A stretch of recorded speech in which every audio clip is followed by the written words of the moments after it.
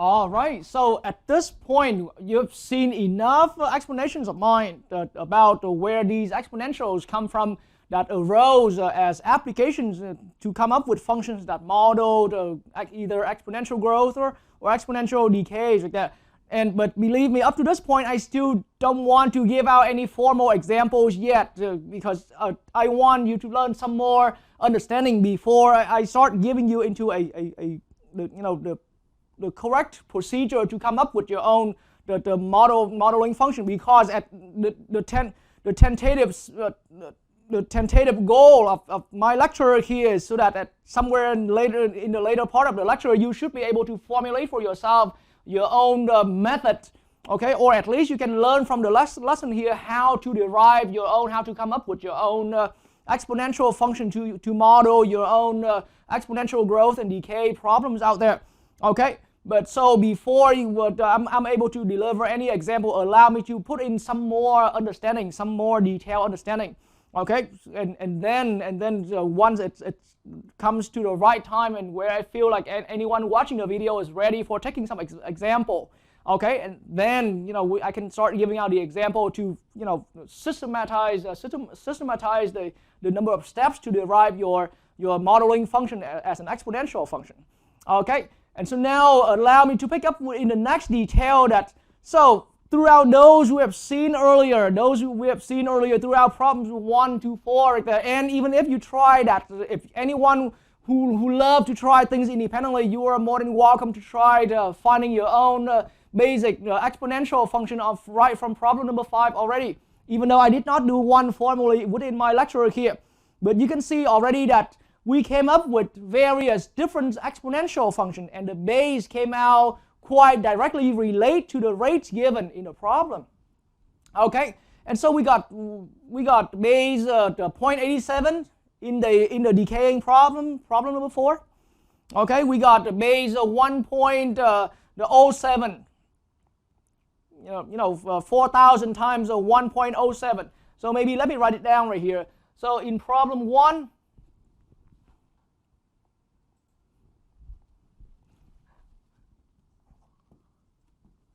All right, so for problem 1, we came to P of t equals 25 millions, okay, times 1.045, okay, to the t. So that was base 1.045. Okay, in problem 2, okay, we came to P of t being 11,000, okay, times the 2. So we got base 2 and to the t right there, okay. But then if we keep paying a little closer attention, these t's right here are measured in terms of the fixed periods of time like that, okay. And then in problem 3 right here, okay, we got the quantity as money being 4,000, as I stated earlier, and multiplied with 1.07 to the t, where t is measured in years. So we go with t equals 1, t equals 2, t equals 3, for example. Okay, and then in problem 4 here, we were working with the quantity at some time t is being 10 times 0.87 to the t right here, where t is measured in days. T equals 1 day, t equals 2 day, t equals 10 day. Okay, but these bases are just various different positive values right here. This is a base 1.405 for our exponential function. This problem 3 the base was 1.07, and this problem in number 2 right here, the base was 2 whole value, and this problem right here, the base was 0.87. Okay, so now if you relate all of these, if you understood that, you clearly understand together with me that any of these function is an exponential function, then now allow me to recall. But when I was giving my lecture to introduce about the exponential functions, where we simply see exponential function as a rule, where values grows exponentially or reducing exponentially. Then among the different bases, these are different bases, I also introduce e equals 2.718 and a lot longer. It's an irrational number, and it had a value there. Okay, I mentioned about it. I gave some explanation, but I really didn't get into the any core understanding of where it came from, because it was impossible at that in that lecture for me to take that much time of your viewing time to hear how I developed this value e right there. But so in that lecture where I introduced the exponential functions, I was simply just treating e as just one of the possible bases among all the bases out there. Because the requirement, the critical requirement to be the base for an exponential function is that the base has to be positive number and other than 1. This e also meets all of those requirements. It's a value, it's a positive value, and it's other than 1. So it's just entirely fine to be the base for an exponential function. Okay, and so now it might have caught your attention earlier when I just hop in to this part of the lesson, but in the end, among all bases out there, now I want to highlight the title of our particular the sub-discussion here in this lecture. So now base E, ladies and gentlemen, base E eventually will be the winner. The winner. I mean, the winner of what? Eventually, you will understand at the end of my talk here, at the end of my lecture, you will understand how all of those functions earlier that we have done. We've got base 1.045, we've got base for 2, we've got base 0.87, we've got base 1.07. We got all of those bases, but in the end, any of those we can re-express them as a base E right here, because base E has an important development behind the scene right there. Okay, and that's what I meant by base E is the winner. Okay, because no matter, sometimes you have base E, sometimes you have base 2, sometimes you have a problem that came out very understandable. See, those bases came out directly because they are very understandable that how we came up with those bases. But there's a reason eventually that led to using base E, and eventually base E is the winner out of all bases out there, meaning it's going to be a standardized base where anytime you're writing an exponential model, you're gonna write that in terms of a base E instead of base 2, base A, base 10, whatever. Okay, we're gonna all write. It eventually became, long before I start teaching math, it already became a worldwide standard that we're expressing any exponential growth or exponential decay in base E. And that's, again, what I meant by base E, and what I mean here is base E is the winner. Okay, so let's see how. Let's spend some time seeing how. So now in this here, it takes some patience to understand my development right here, and it's still not, it's just some historical aspect of that. But at least now it gives some explanation where the E came from, And I'm still not able to get into as detail of how the E came to that value 2.718 and etc. It takes a much longer historical development to understand that. But at least I can still point out for you where the E came from, and when it first came to our awareness for the human being. Okay, and then how it became something that's conveniently used. All right. So now I'm going to erase this.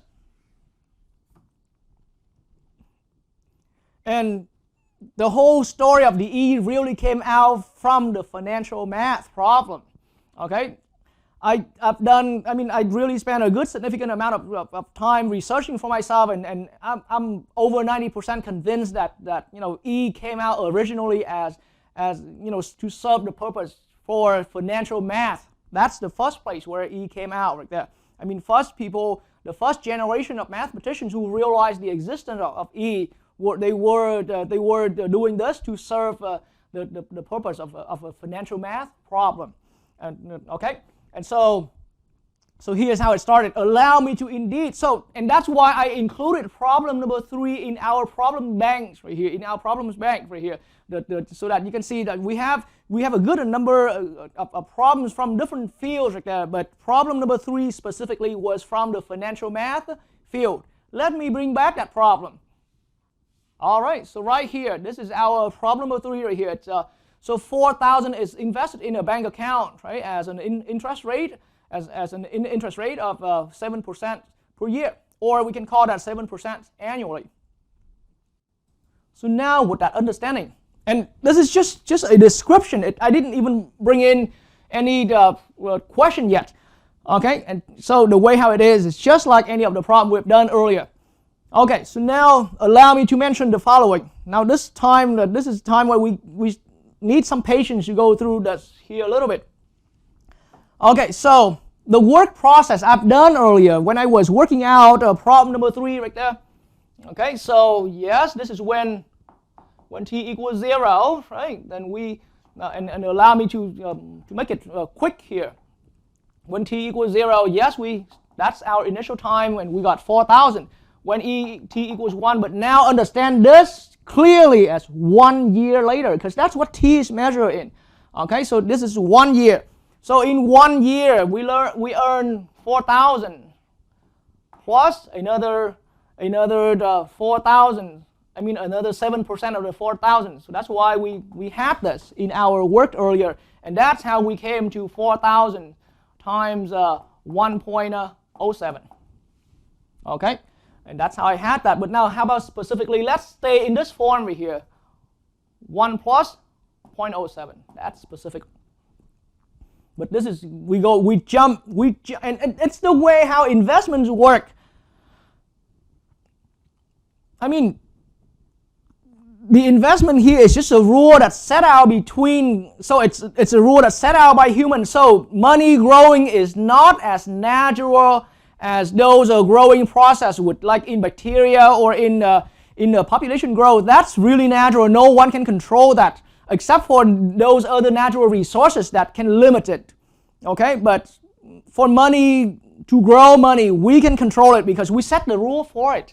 See, this 7% right here came out from a rule, the rule of the bank. The bank set that rule for whoever wants to invest that, for its clients, whoever wants to invest the money. And so what my point I want to jump in is that the way how I see this is that it has to be exactly 1 year. It has to jump exactly 1 year so this money will produce exactly when it's 1 year away. And then this is how we come to. And then we're going to have to wait for another year. We're going to have to wait for another year. So when t equals 2, we're going to have to wait for another year. As I keep saying, we wait for another year. A year is like 365 days. Start putting that in your curiosity. But we have to wait for another year for the money to produce further, for the interest to be produced further. All right, so in that case, after another year, when t equals 2, we came to 4,000, okay, from the previous year. And then, yes, we went 4,000 plus 1.07, okay, and then so that was the current amount, and then we come account with the interest for another year, and multiply with 0.07. So you've seen all of this when I was working out a problem earlier, except for the only thing slightly different is instead of writing all of this as a 1.07, I wrote that as a 1 plus 0.07 purposely. Okay, and then so now in that way, altogether, I'm seeing this as a 4,000. But see, factor out a common factor. I see that as a 4,000 times 1 plus 0.07 square, because there's factoring it out, it has another 1 plus 1.07 here again. So to reach this, we have to wait another year from this earlier amount, from this very preceding amount. Okay, and now allow me to put this screen away so that I can have more space right there.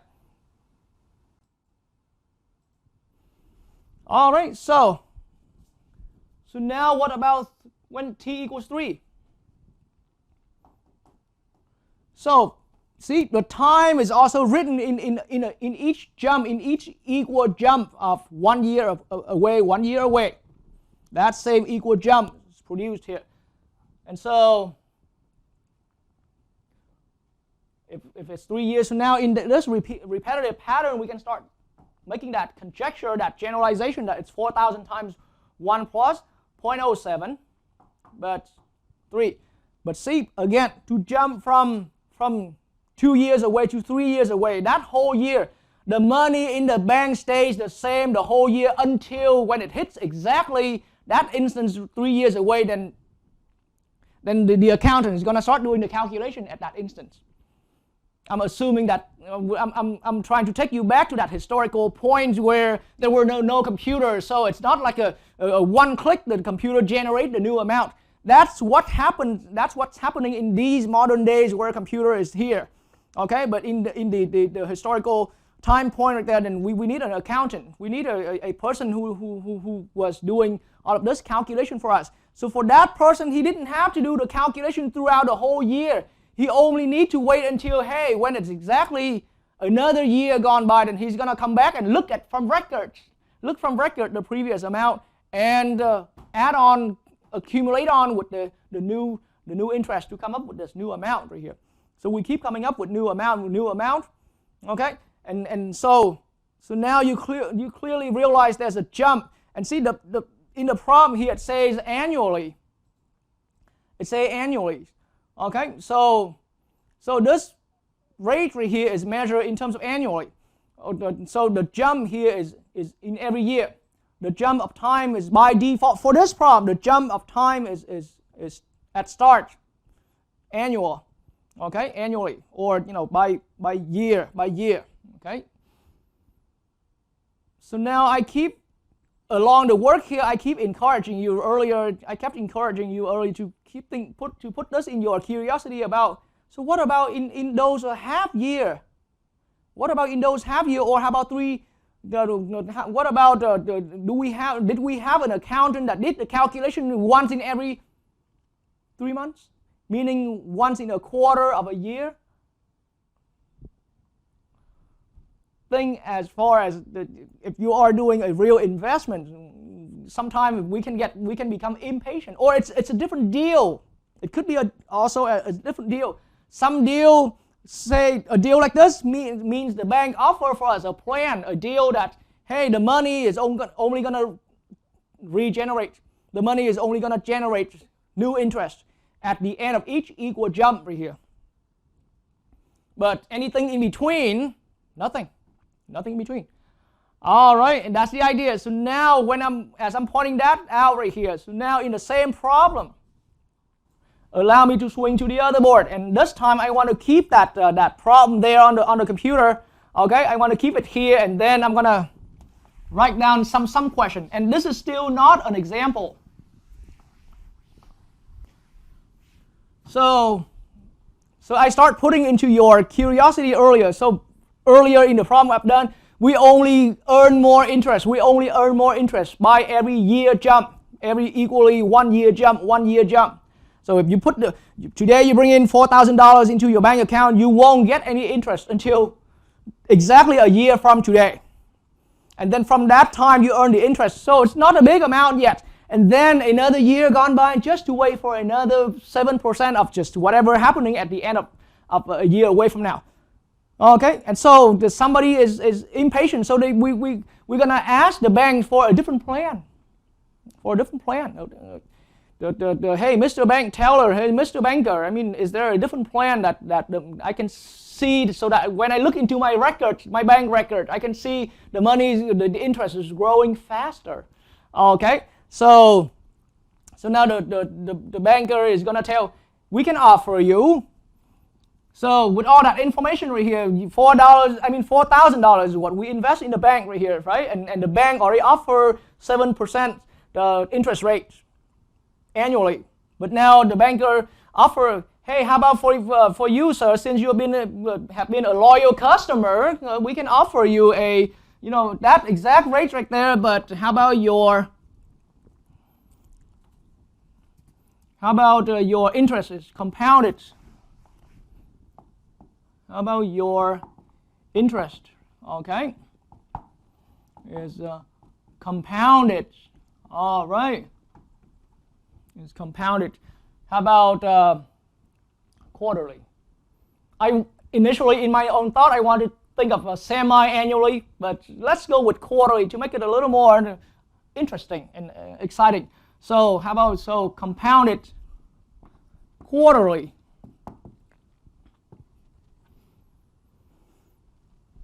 So your interest. So this is what the banker is telling whoever, that person, that investor, that, sir, since you have been a loyal customer, we can offer you, we can offer you a plan that your interest is compounded quarterly. So, and of course, quarterly means every 3 months. Okay. Every 3 months is a quarter. It's in our daily language. It's like that. So every 3 months it's a quarter, and that's why it's. So now let's have a full understanding of what it means by compounded quarterly. So now after the banker is telling any of us that, we're gonna hold it. I want to go home, do a calculation to find out how much I'm gonna earn in 2 years. Okay. And so before I make a decision, let me do the calculation before I can decide whether it's worth it or not to go with that plan. Okay, and so now as a reminder, this plan here is that the money is, the interest is only get produced once a year. This plan here, in its most natural form, the interest is only produced, is only earned once a year. That's why you got, this is t equals 3, meaning after 3 years has gone by, right? Whatever after this calculation will be your what's so-called the future value, okay? But because there was interest produced in there, so really all of the work here is to come up with future value, but because along the way there's interest. So deeply behind the scene there's interest earned at the end of every period. So in this default situation, interest is earned at the end of every year. Okay, at the end of each equal period. But now in the other problem on the other board, I start bringing you into that world where what happens if we earn interest in a sub-period? So the default period of this thing that the bank offers is a 1 year period. But then how about we want a plan, or the bank already offer us a plan that the period here is going to be smaller period. It's a sub period of the default one right here. It's a sub period of the default one. And for that, and in that way, it's a new plan. So being an investor, just think about it. It makes sense that we got to be careful. It's money. It's our money. We don't want to rushly accept an offer where it's going to lead into a losing money, or it's some kind of a plan that doesn't work out as well as this default plan. Who knows? So we got to do a calculation carefully, and that's the idea. So now let's swing back to the other board. So all I need to re-emphasize is this plan currently the bank is offering is where we're going with, where we're earning interest only once a year. Once in each default period. Okay? And now, and of course, after interest, then any of these calculated value will be called the future value, the future amount. Okay? So now in this case, yes, this is a statement from the banker. Sir, being you have been such a loyal customer, we offer you that your interest, we offer you a plan that your interest is compounded quarterly, meaning you will earn interest once in every 3 months. Keep that in mind. So the word compounded quarterly right here. Now, you may have heard of that term a lot, and if in case you haven't, I'm assuming any of you learning from this lesson eventually will be a college student where you pay on your own and you need to borrow money or invest your own money for a college fund. Learn that concept from here. Okay, and then eventually one day you're going to be a parent making your own, opening your own saving account for your kids to go to college. Okay, I mean, if you're already learning this as a college student, then you probably passed that stage. You're doing the saving for yourself. Then you maybe one day become a parent, or you will one day become a parent and opening your own saving account to save up for your kids to go to college. That's the idea about the interest compounded.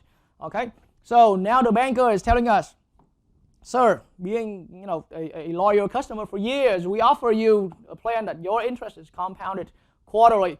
I mean, so it's same plan.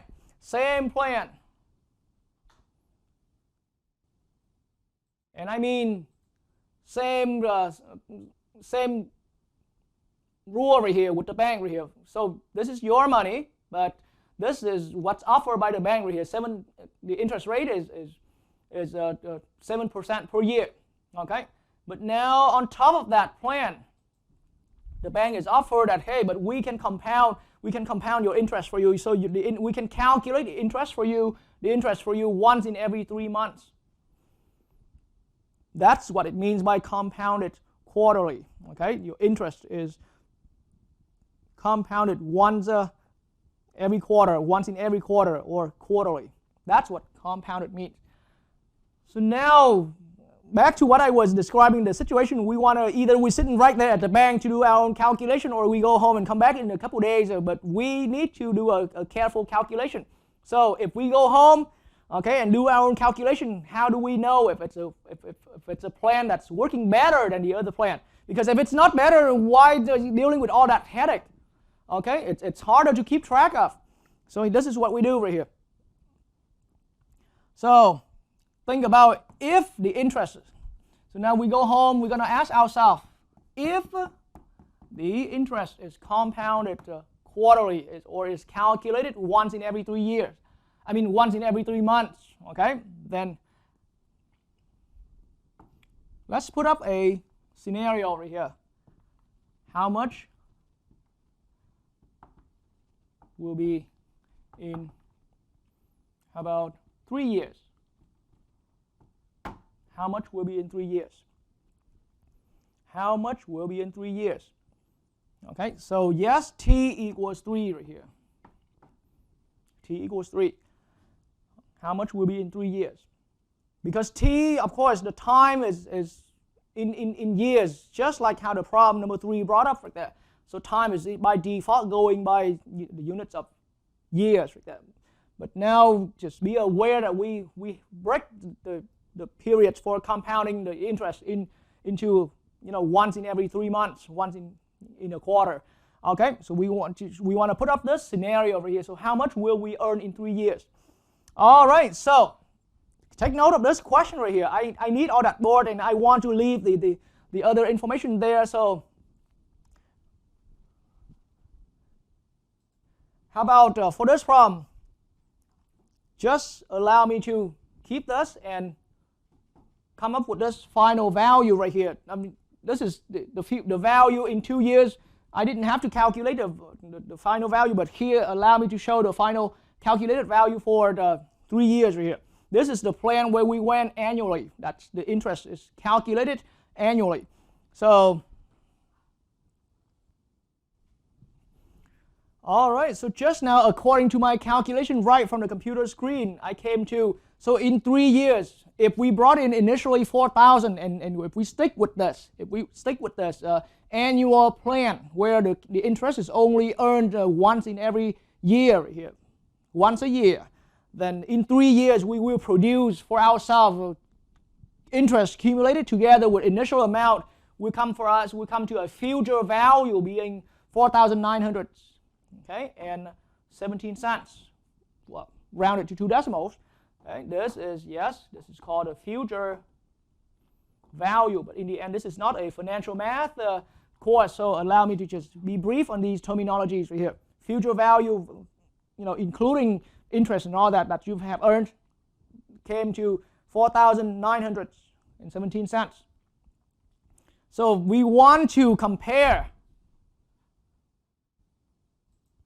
We want to compare that now in 3 years. We already had a figure that if we went with that default plan right there, in 3 years we would earn about $900 more.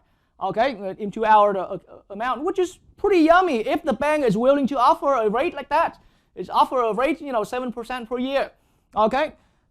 So now if the bank offer the same rate right there, 7% per year, but compounded once in every 3 months, once in every quarter, okay? But we want to see how much will we have, or how much will be in 3 years, okay? Let's get to that. I will have to erase the board here because I need all of the space, and I need to retain the other information because we're doing a comparison. All right. So now just notice if we're doing 3 years, but then quarterly means we have. So now I'm going to call it n. N here is day. N here is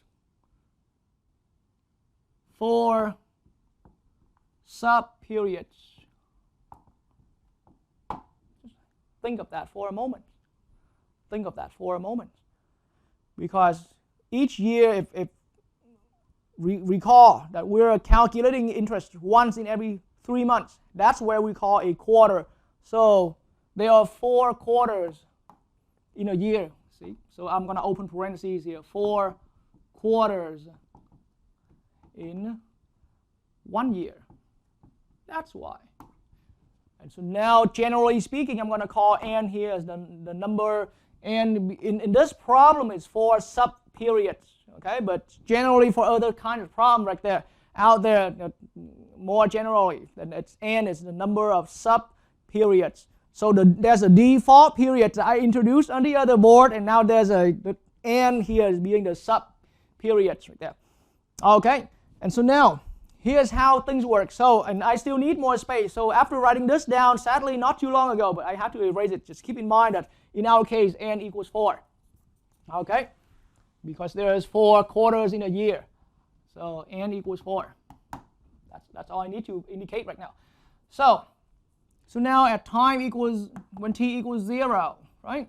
When t equals 0, then we're looking at the initial amount is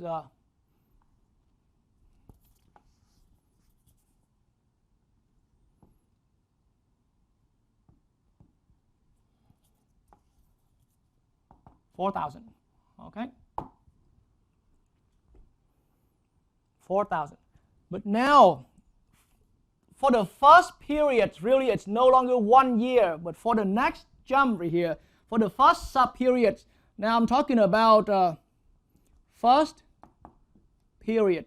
Notice, this first period, or each period, now I'm talking about each of the sub-periods. So 4 years, n equals 4 sub-periods in a year, 4 sub-periods in a year. So I'm talking about the first period ever. That means this is really, the first 3 months right here. That's what happened in the first 3 months.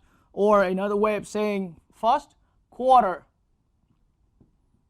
Okay, for the first quarter. All right, or more precisely speaking, t equals as time in years, then it's the first 1/4 of the year. This is what will happen in this case right here. What will happen when t equals 1/4? When t equals 1/4, the first 3 months, or the first the first quarter. Let's see what happens. So here's the calculation. 4,000 was our initial amount, just like that. Okay. We are going to multiply. We're going to add with, see, just like that. 4,000 multiplied with a rate of 0.07 a year. But with that, and assume it's a constant rate. And assuming it's a constant rate, but now with that rate, it's only gonna last. With that rate, we have only gone by a quarter of the year. So the amount of time here, because see, instead of multiplying by 1, so earlier in the earlier problem, I didn't multiply with anything else after just the 0.07 because it has been just 1 year and 1 year and 1 year. But now we're not going by a 1 year jump. We're going by a sub periods of 1 year. So now it's only a 1/4 of the way. 1/4 of the way. And that's the reason why I multiply with this 1/4. So 4,000 is the initial amount again. So initial amount I'm going to add with, so this is to find out how much we earn as interest accumulated on here at the end of the first period. So the first period is only 1/4 of a year away, and that's why I multiply with 1/4 instead of just leaving it like the earlier problem. Okay? So one more time, see? If t is just straight equals 1, then I didn't have any extra factor here, just 4,000 plus 4,000 times 0.07. The reason I never had this in the earlier, when I was going through problem 3 earlier, because it was, in each time jump, it was a 1 year, 1 year, and 1 year. But now, in this particular problem, now we break 1 year into 4 sub-periods. So now we're talking about the first sub-period, or just t equals 1/4. Now, formally speaking, we have to multiply with the t amount here currently, the t amount currently being 1/4. That's how it is. Okay? But then it's still the same rate, constant rate, constant interest rate. Okay? And so now we're ending up with the following. Now, I don't want to get all the way down to the calculation. I just want to leave it right here at. So after doing this, common factor is that 4,000. So we're ending up with 4,000 times 1 plus 0.07 over 4. But that's for the first 3 months.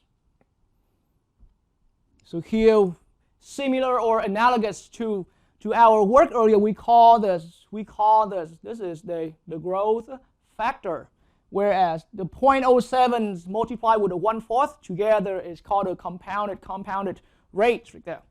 Okay, the quarterly rates. I mean, this is the yearly rates, but then together with that 1/4 is the quarterly rate right there. It's the quarterly rate. All right, let's try it. But that's only 3 months. We want to do the problem. We want to imagine what happens if in 3 years. Okay, so by the way, that 3 years will equal, see, 3 times 4,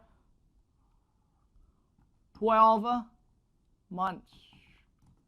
Okay, I mean,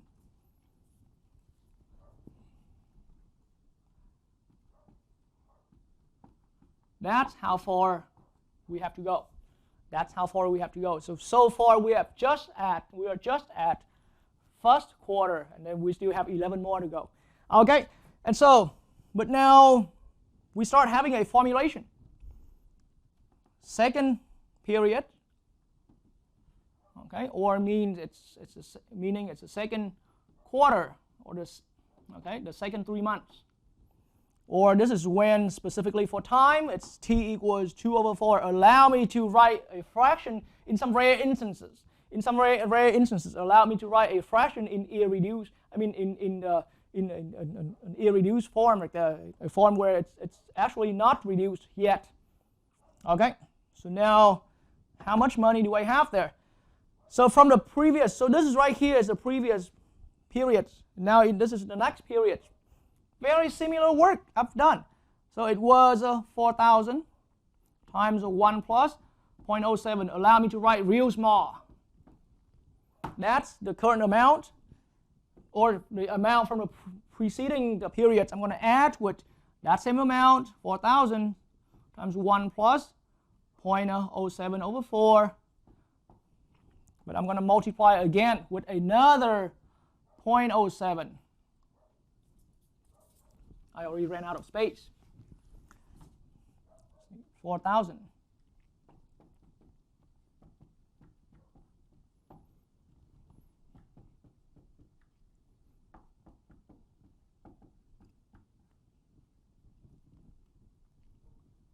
This is interest. We multiply with another 0.07, and we multiply with another 1/4 of a year. So now that's why I emphasized earlier, this part right here is critically, think about that as it's the annual rate, but combined together with the amount of the sub-period right there. Okay, so another way of seeing this is this is the quarterly interest rate, not the yearly interest rate. The yearly interest rate is 0.07, but 0.07 over 4 is the quarterly interest rate right there, or just the interest rate on each sub-period. It's just the way it is. Okay, and so now in that way, again, common factor is here. Common factor is here.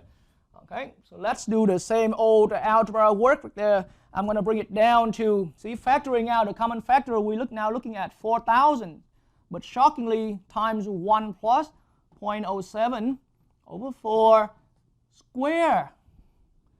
Okay, 4,000 times 1 plus 0.07 over 4 all square. So now if we're observing these two right here, we can start seeing a repetitive pattern that eventually it's, see, I said we still gonna need, we have to go through all the way up to 12 quarters, but right now we start seeing a repetitive pattern. A repetitive pattern right there. Okay, and so now we're gonna continue seeing further.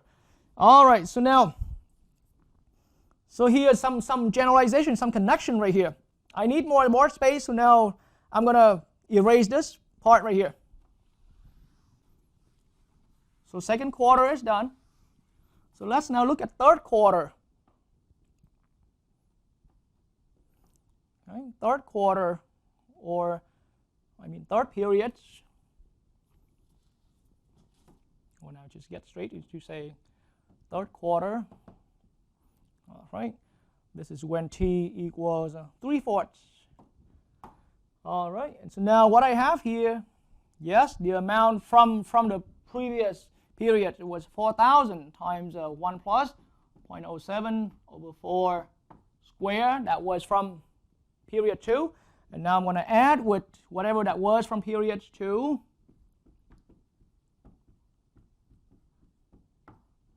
But multiply with the quarterly interest rates, the 0.07 times another 1/4.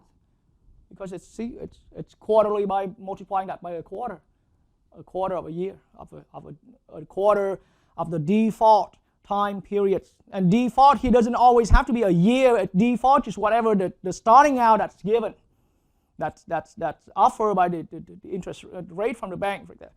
Okay, so now in that way, again, similar algebra work. I'm going to factor out this common factor, 4,000 times 1 plus 0.07 over 4 square right there. See, and then I'm going to produce the following. So my future value at the end of 3 quarters is going to be 4,000, okay, times 1 plus 0.07 over 4 but cube. And now we have enough observation to start coming up with some prediction, other than just keep cranking through all of this. All right, so here's the important. So now allow me to erase this work again. Sadly, I didn't write it down and I didn't leave it here for too long yet. Okay, but we've seen enough. Let's erase these work, the deriving work, and really put it all in a table. So first quarter. All right. In our table, we come to, so this is T0. Of course, we counted there. First quarter, we came to 4,000 times 1 plus 0.07 over 4. We already had that, and really this was power 1. Second quarter, okay, from what we noted, 4,000 times 1 plus 0.07 over 4 square, because it's 2 quarters gone by. Okay, and then this is 3 quarters, okay, for the third quarter. For the third quarter, then it's going to be 4,000 times 1 plus 0.07 over 4 cubed. I'm just summarizing what happened so far. So now we can start making a generalization or an observation to predict. So I'm predicting that, think about it, if it's a fifth, It's the fifth quarter, meaning it's already past 1 year and a quarter. Okay? If it's fifth quarter, it makes sense to be, see, think about it. When it's 3 quarters gone by, it's power 3. 2 quarters gone by, it's power 2, but that same repetitive growth factor. And so in that way, here I have 4,000 times 1 plus 0.07 over 4. Again, so this is the quarterly interest rates. Okay? And then now I'm going to have to raise to the fifth power if we want to look at how much that would be at, for the fifth quarter. That's for the fifth quarter. So in that way, even further, now we want to remember our goal is to go all the way to 12 quarters right here. So now I don't even need to have the fifth quarter here. That's just to sketch down. If you have more space, go ahead and write it down. As a matter of fact, I do believe I still have enough space right here. So now when we are all the way up to 12th quarter, this is the end of 3 years right here. 12th quarter. At the 12th quarter, the end of 3 years.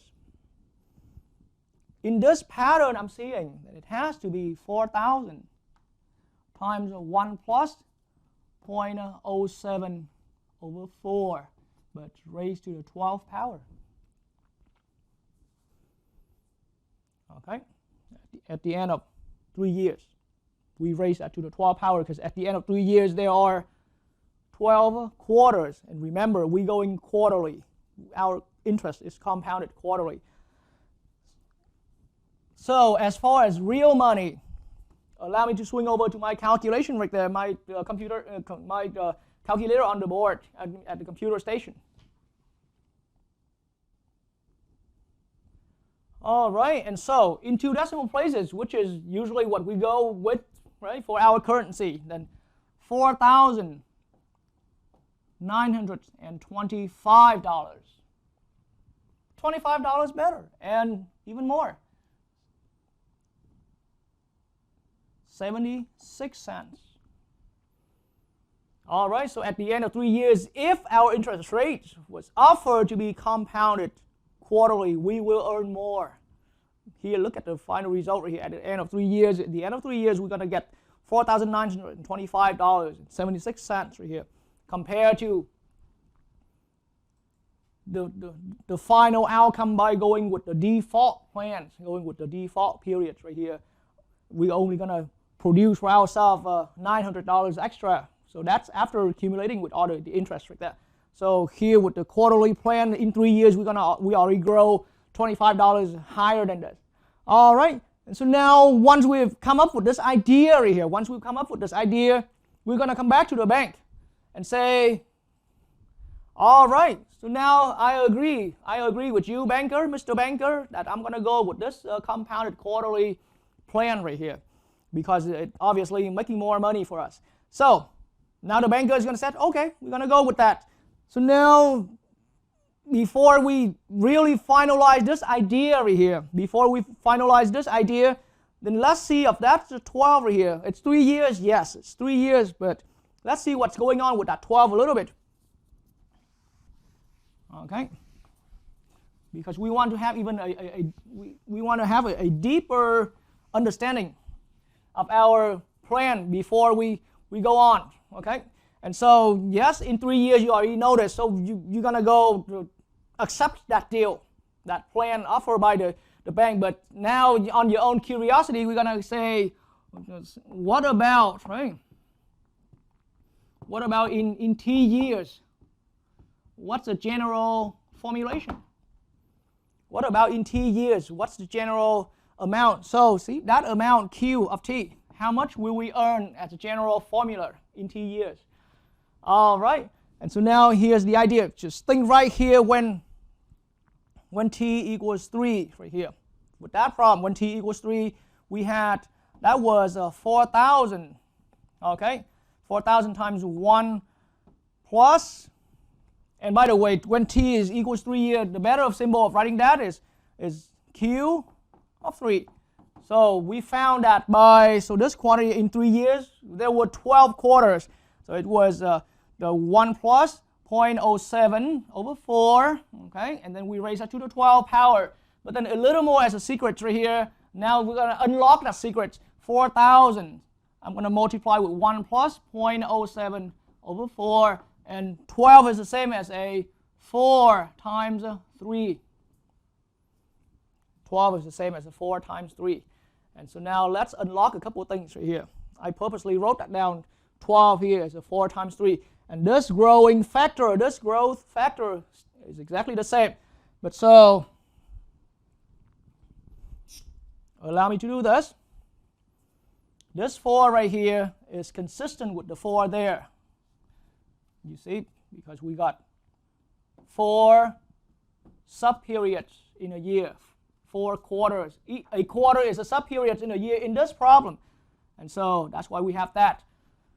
And now the 3 right here is the number of years right there. So in 3 years we have a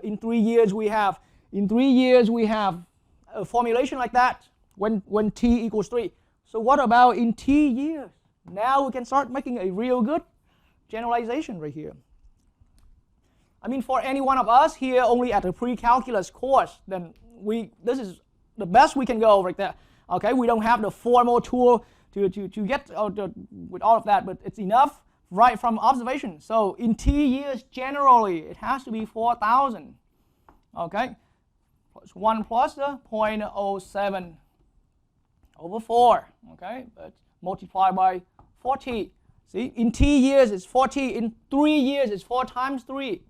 And with that growing factor being raised to the power of 4 times 3. So in t years generally it should be that much amount. Okay, it should be that much amount.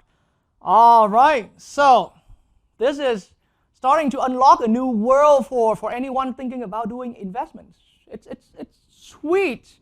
I mean, as long as if the bank is that nice, treating every one of their loyal customers with a yummy plan like this, I would definitely head out for that. Okay, so now another customer coming in with $4,000 initially and being even a longer time loyal customer. Okay, so this plan right here is compounded the same interest rate at 7% annually. Okay, but this is the generalization. And in the end, it's an exponential function. And before I'm erasing this, 1 plus 0.07 over 4 here. We can leave it like that, or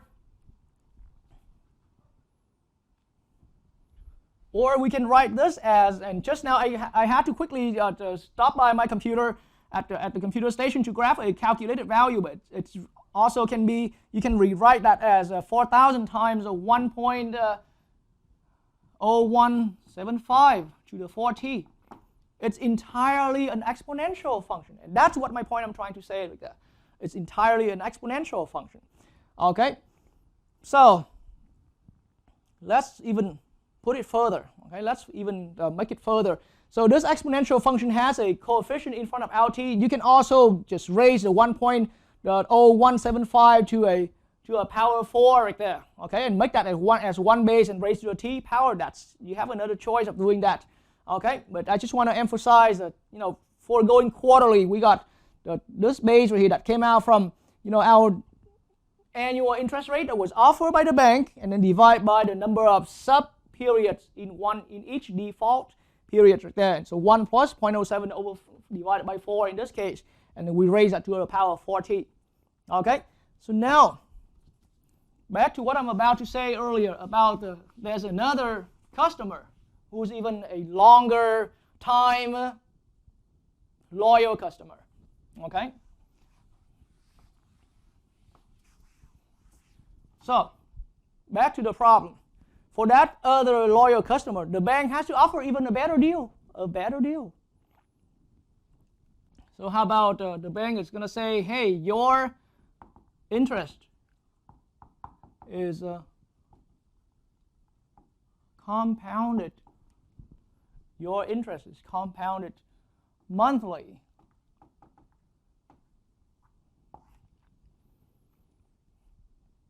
Of course, the bank wouldn't want the other person to hear about this. Okay? But at least for this particular loyal customer, the bank is offer, hey, we're going to offer you, for being such a really long time loyal customer to us, we're going to offer you an interest rate, a plan where your interest is compounded monthly, meaning we're going to calculate the interest once in every month right here. Okay, so now as a quick note, that means picking up from where we already learned from the previous experience with the other loyal customer, then n here is going to be 12. We got 12 months in a year, 12 sub-periods. All right. We got 12 sub-periods. And then with 12 sub-periods right here, then yes, think about that loyal customer is going to say again, because for that other loyal customer, this plan is again completely brand new for him. He's going to have to go home and do a careful calculation before he decides to accept it or not. Okay, so he's going to go home and start doing a calculation on his own right here. So again, let's say if it's 3 years, what's going to happen in 3 years? Okay, so he wanted to find out, so just now n equals 12 sub-periods, so 1 period is a month. So he's going to go home and think about how much will be in 3 years. Okay, 3 years. And this 3 years again means t equals 3. T equals 3. Okay, so that's 3 years. And so now, in 3 years, 3 years will equals 36 months right here.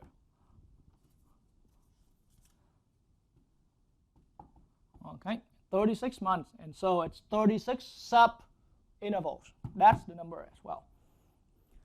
So for the person, he's going to go like this. When t equals 0, his amount was initially 4,000. This was Q of 0, no doubt about it. Okay, but now unlike the default plans where the next jump has to be 1 year away, this time how about t equals a 12th of a year, meaning this is first at the end of first month. How much is going to be produced after interest? How much interest is earned so that he's going to earn some future value. So here's how it happens. So you're going to realize some very similarly, and there's one same truth that lives in any of these. Doesn't matter how many the sub-periods you want to break your default periods into. Okay, so the default period is still a year according to the plan, the default plan this bank is offering. So now n equals 12. Yes, n equals 12. So right now is first month. That means it's t equals 1/12, 1/12 of a year. So now 4,000. Initially, I'm going to add with 0.07 times 1/12. It's the way it is. It's the yearly interest rates. It's the annually interest rates. And then but it's only we only calculating that for a 1 month time gone by right there. And so that interest rate, of course, is not too big at this point yet, because it's only 1/12 of a month. But that means we have to multiply the factor of 1/12 to that interest, formula to produce interest right there. And then we add the interest on top of that initial amount. Okay, and so that produces for us 4,000 times 1 plus 0.07 over 12. And now if we're looking back at if you can rewind the video and look back at the work structure that we've done with that loyal customer who received a plan where his interest was compounded quarterly right there. Okay, then you're going to see some generality. Okay, there's the number of sub-intervals here, and there's the number of sub-periods here.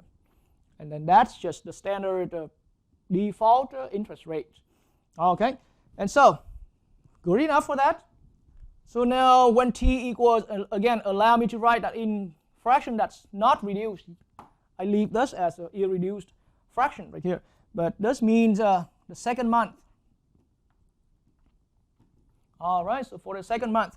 So how much he has earned up to that point, from the previous month right there. Now it's going to be 4,000 times 1 plus 0.07 over 12. Can you see that? All of that amount carried over from the previous month, we're going to accumulate that with a new interest. But the new interest really only calculate based on another month to go, another month from there. So another month from the previous month. So that means here it's 4,000. That's why it's the current size multiplied with 1 plus 0.07 over 12. Okay, but now multiply with another 0.07, multiply with another 112 right there. That's how it is. And so now common factor, and then multiply with that monthly interest rate. So that produces for that other loyal customer 4,000 times 1 plus 0.07 over 12, but times another 1 plus. So all that together, after pulling out the common factor, see, common factor is here, common factor is here. So after pulling out that common factor, we have a 1 plus another 0.07 over 12. Okay, and so now two identical factors multiply together. Now I can see this as 2 square right there. 4,000 times 1 plus 0.07 over 12 square. Over 12 square right there. Okay, and so now we can start, and of course this is done after we have done the earlier case where it was compounded quarterly. So now we can start picking up the process a little bit. Some prediction is going to happen already. Anyone watching the video at this point or watching the lecture up to this point will be able to come up with your own the thoughts already. So now let me put away, only leave the, so when t, okay, this is first month, okay, t equals 112, we ended up with, right, 4,000 times 1 plus 0.07 over 12, and really that was to the first power. And then when second month,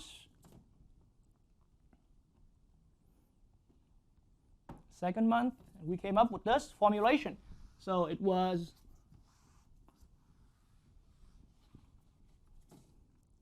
4,000 times 1 plus 0.07 over 12, but square. See, second month, 2 months away from the initial time, right there, the initial date, right there, that we invested. And so now we can start thinking outside, beyond the box, right there, beyond these. So now if it's like some 12 month, okay, at some 12 month, I will agree with any of you if you think this way. It's 4,000 times 1 plus 0.07 over 12 and to the 12th power. So the power is consistent with the current periods at that point. How many periods gone by? So this 12th month right here is the same as t equals 12 over 12. Allow me to write it like that instead of t equals 1, because I want to show that there has been 12 periods gone by over 12. So yes, it's 1 year away, but it's, see, 4,000 times with that. So now that growing factor is here to the 12th power, because there has been 12 periods already. So now I can start erasing all this, or maybe I can erase the extra space here. All right, so now just what about, see, so when it's, think about if it's 36 or to the 36th month right here.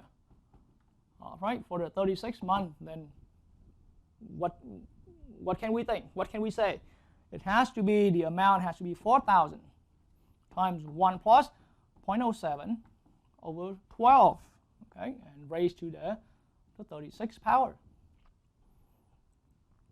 And then with this 36th power right here, okay, with this 36th power right here, even allow me to write that as the following. So that is the same as that is the same as 4,000 times 1 plus 0.07 over 12, but today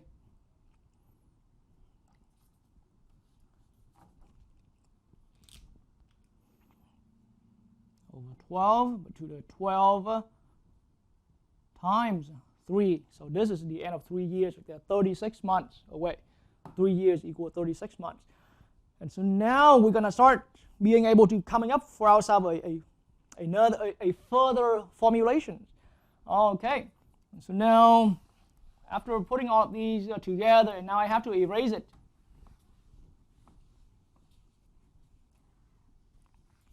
So now, just that, we have found out the quantity in 3 years. Okay, that will be 4,000 times 1 plus 0.07 over 12 and raised to the power of 12 times 3. Okay, so this is the time in years right here, just like that by default, but this 12 right here that I underline is the number of subintervals. N equals 12 in each one of our default periods. All right, so now we're gonna, so clearly as a calculation, it's gonna be better than the yearly, the yearly interest. Recall yourself, the yearly compounding, the period is, I mean the yearly compounding plan is going to each is 4,917 cents. Okay, but then let's see how much this gives us right here in 3 years. All right, and so just now I've grabbed a value from my calculator at the computer station there, and so in 3 years we will produce $4,936.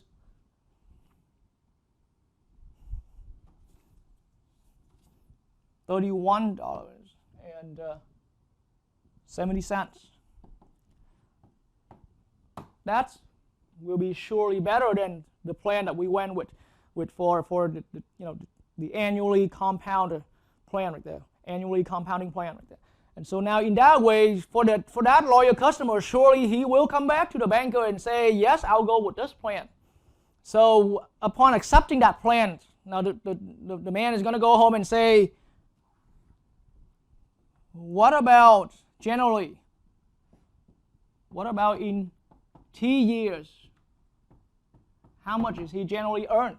So he want to come up with a model on his own right there to find out how much he earns right there. And so now that's going to be Q of T equals, so if we now observe this particular pattern right here, we're going to come up with initial amount 4,000 times 1 plus 0.07 over 12, but multiply with, see, 3 years is 3 times 12, and that's the function. So it's going to be 12t. All right, so that's how much, I mean, that's another exponential function. And so, and you can further rewrite this growing factor as, right, so it's 4,000, but the growing factor here is a 1.00583, right, to the 12t power. To the 12t power. So there's another exponential function right there. Okay, another exponential function that models how much his money is growing. Okay, so my point now is that, so at this point right here, allow me to put the two plans together.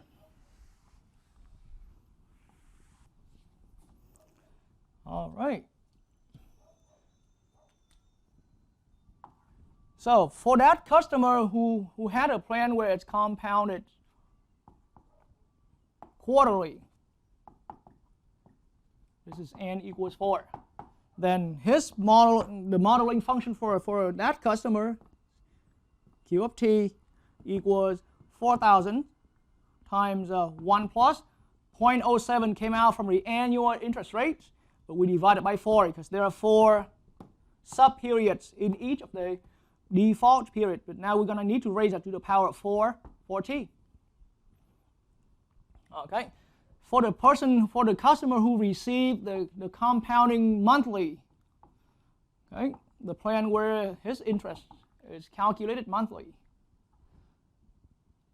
N equals 12 right here. Then his modeling function was Q of t equals 4,000 times 1 plus 0.07 over 12 to the 12t. Yes, one customer received more than the other customer in 3 years or in t years at the same amount of time. Yeah. But in the end, it's all, any one of these is all better earning than going with the default plan. Okay? So at the end of 3 years with the default plan, meaning making a jump, the interest is only calculated once a year, right there, then we only produce $900 accumulated in after 3 years.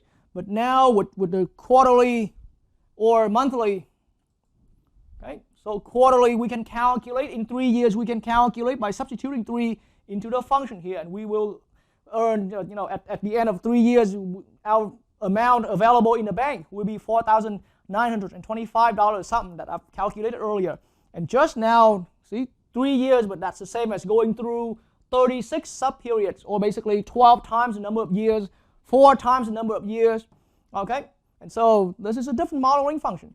So the more compounding periods that happens, the better earning the customer is going to get. So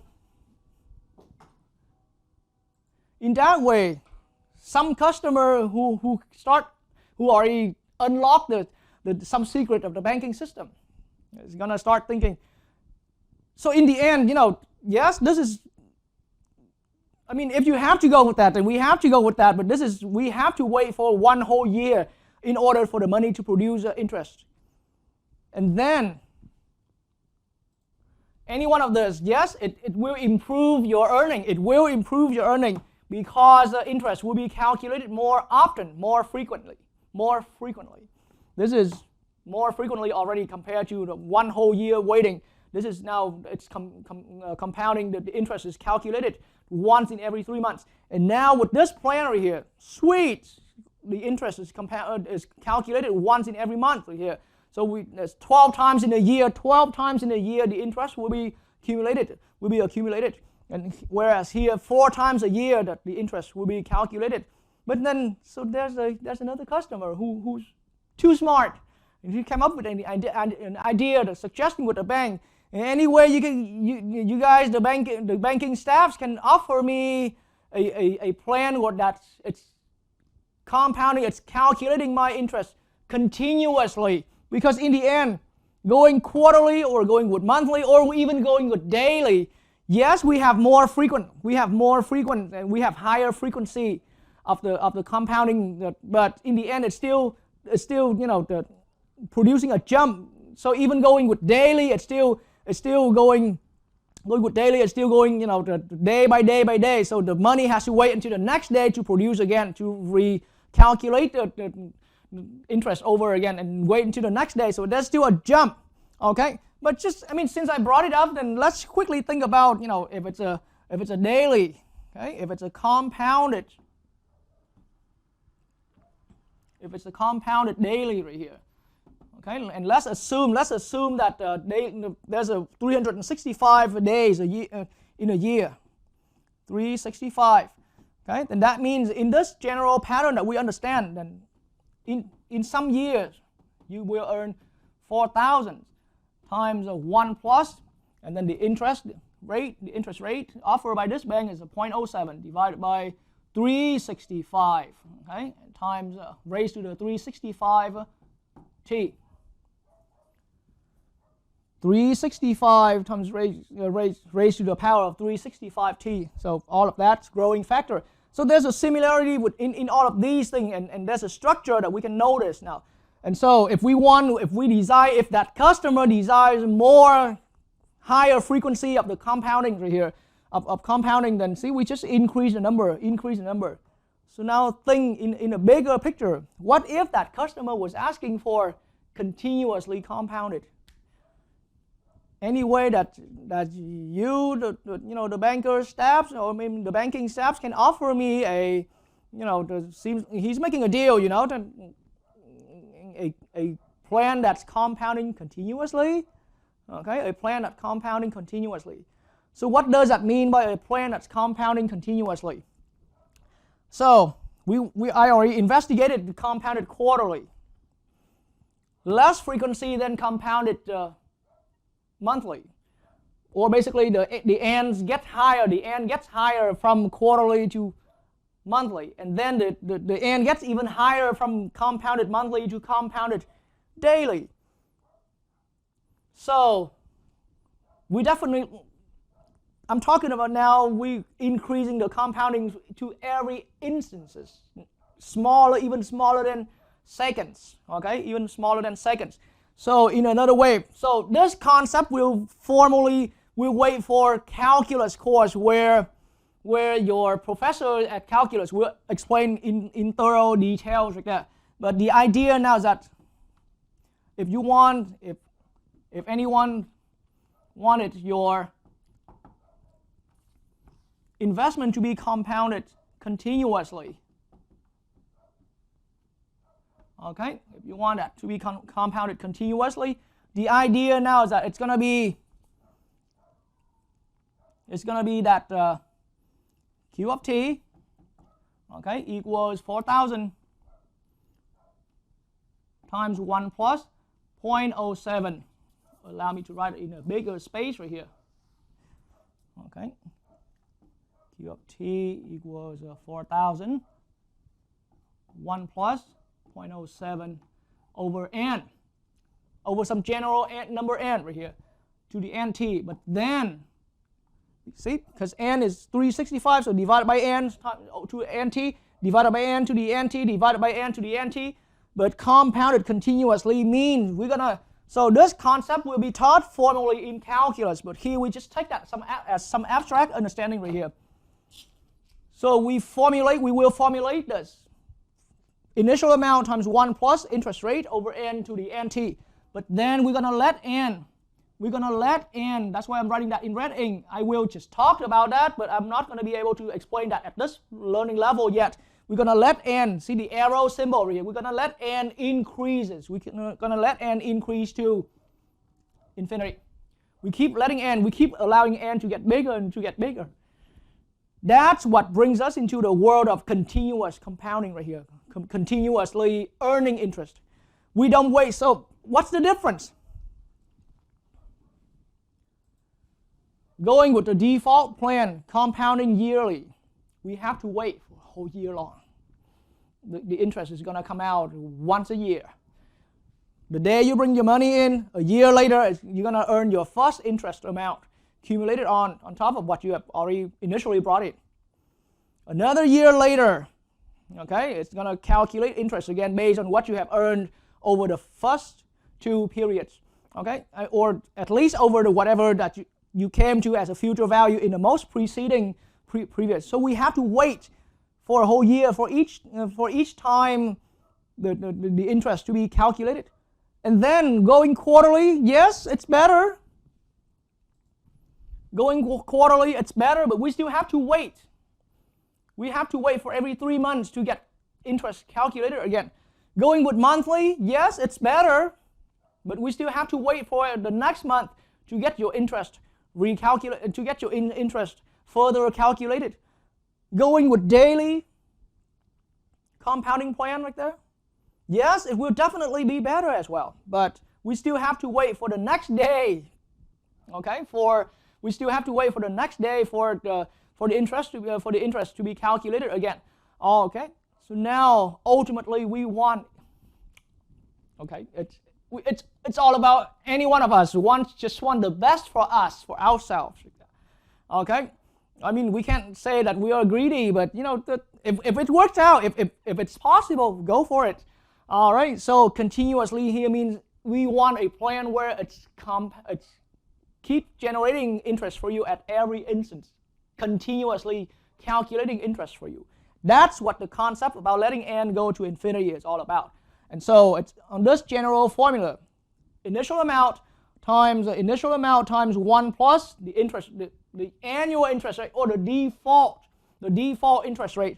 We divide that generally by the number of subintervals n, the sub-periods n, and then we allow n to go to infinity. All right. We allow n to go to infinity. And so now once you've had that understanding, now I'm going to erase all of these extra work here because that was just leading stories that led to this ultimate idea compounded continuously. It's just we don't want to wait. We want our money to keep getting calculated. We want our interest to keep getting calculated, to continuously get calculated. Not even in seconds. We don't want to wait for the next second. We want to wait for the next 1/1,000,000th of a second. How's that? Okay, so now the idea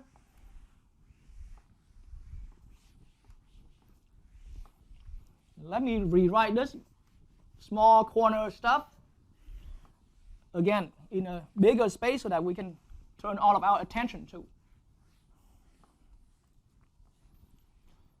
All right, and so now allow me to approach this way. So just like that, with the bank offering, okay, compounded continuously, okay. Generally, it's all about the idea with a given rate, 0.07. In this particular problem 3 that I used, it's 1 plus 0.07 divided by n, the number of sub-periods inside a default time. So in the problem 3, the default time is in year. So it's, continuously means we start out with some arbitrary number of sub-intervals in a year. So n equals 4 means quarterly, n equals 12 means monthly, n equals the 365 means daily. So the rate, the default periodic rate divided by the number of sub-periods. And then we raise that to the power of nt, where t is measured in the number, in the whatever periodic time right there. Okay? And then we multiply with the initial amount, 4,000. And that is our quantity in t years.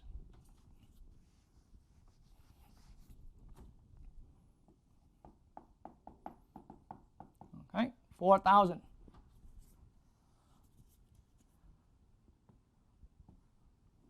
That's how we can calculate. But then continuously means we're going to let n increases. So this symbol means increases to positive infinity. Okay, and so now let me just, so as I said earlier, before I get into this particular sub-talk right here, sub-discussion right here, that it takes a long history to come up with the actual value. But now let me swing over to computer. I'm going to use a computer simulation to show the following. Okay, so let's start out with just 1 plus, the number here is 1 over n. Okay, and then we're going to let n get bigger. Let's investigate this.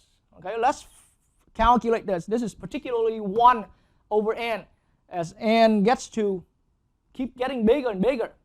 Okay.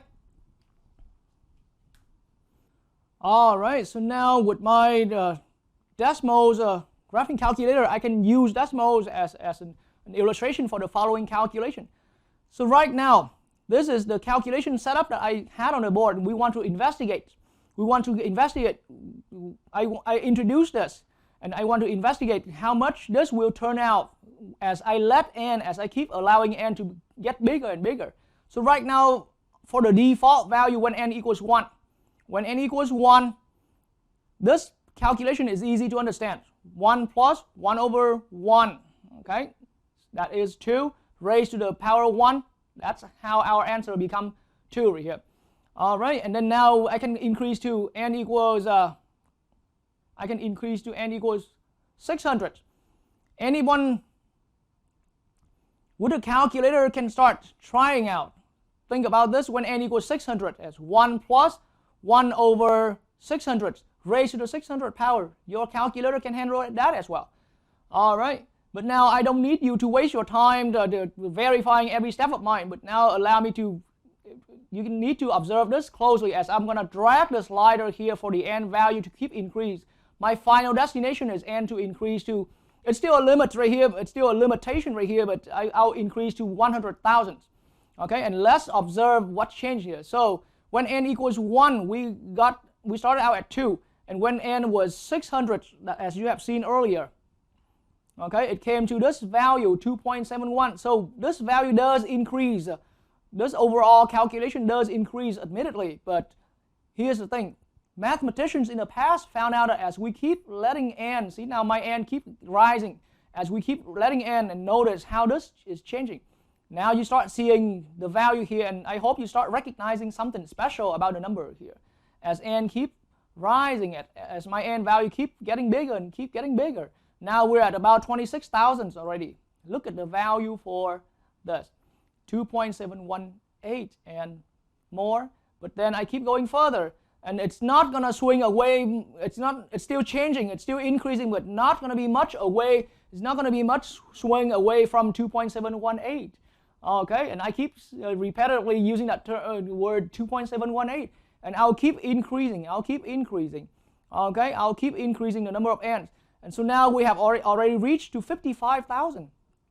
Still seeing that 2.718, and these after that still getting higher. And now keep cranking it up further. Keep letting n get larger and larger. All right. And so now when I even get to this, okay, 100,000, I get this amount right here. So of course, even machine has a limitation. I don't even want to, overforce. I don't even want to overpressure decimals to get things even further than 100,000. But the point now is that if we look at this value here, 2.718, does it sound at least familiar to us? All right. So what rings a bell now is that as we let n increase, keep increasing, as we keep let n increasing, ladies and gentlemen, this particular value, and I had a typo, I should have had to the n like that. Okay. So 1 plus 1 over n to the n, after we let n infinitely increasing, okay, and we've seen that on the computer, this gets exactly to that value e. See how the calculator knows to get that number 2.7 something. Yes, it takes that much time to calculate, but I mean, there will be better process for the later generations of the mathematicians to come up with a more solid way to generalize the value of this number. But we can think of that value 2.718 originally came out as this value, and it was proven that as this n keep increasing infinitely to keep rising infinitely large, this value comes just to that number. It won't even go any higher.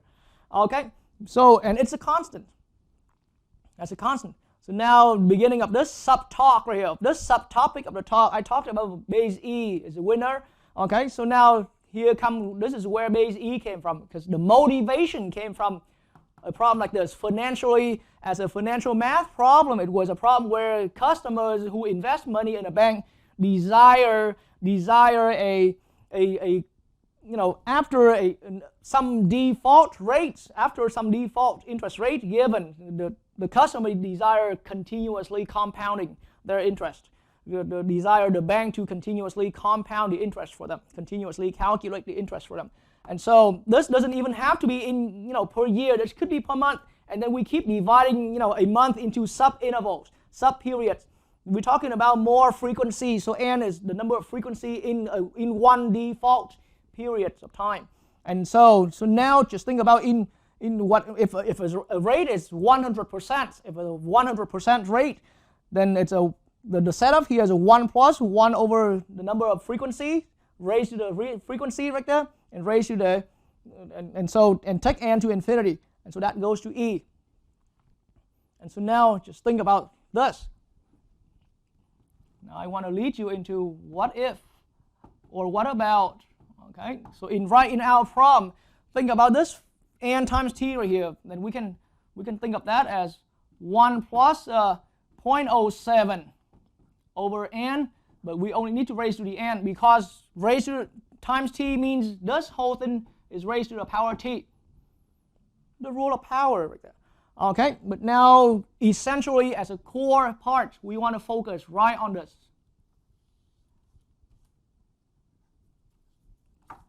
We want to focus right on that part. So after seeing this consideration where I purposely took you a little off track right here. Where I took you a little off track. So it's 1 plus 1 over n raised to the n power And after letting n increasing infinitely large, then we ended up with that e. So what about this case? And again, we're gonna let n increase infinitely. Okay, keep getting large infinitely. What's gonna happen if this is the case right here? So notice the number here is no longer 1. It's some value, some other value. Okay, so now I'm gonna again head back to the computer station right there to show some activity on decimals. All right, so right now back on decimals right here. Back on decimals. This is the setup I've had on the board earlier. That's the setup.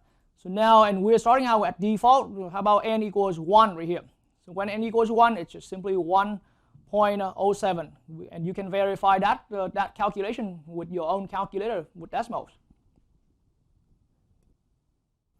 And so now after this, I'm going to start letting n increases.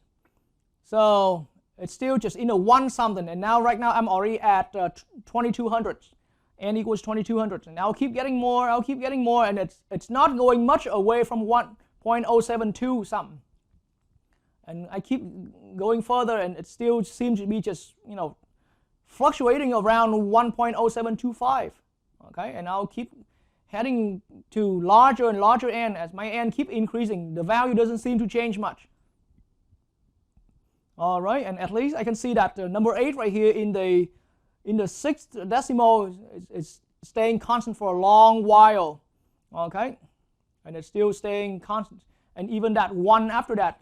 Okay, the 7th decimal is still staying constantly at 1. All right, and so now when I reach to that big number 100,000, that's pretty big already, and this is just you know, a limitation with. I mean, this is just a stopping point for me right here. I didn't even mean to say the limitation with decimals, but anyway, so we still just fluctuating around 1.072508 15 something. So it's now hard to see this value where it came from, but we sense something moving just slowly, something just slowly changed, only changing away from this. So now how about e as the exponential value constant that we've learned earlier, that we've learned earlier. Now raised to the power of 0.07. I just want to point out using my own experience right here. So e to the power of 0.07. 1.0725081. 1.0725081. And of course these is the difference in these is due to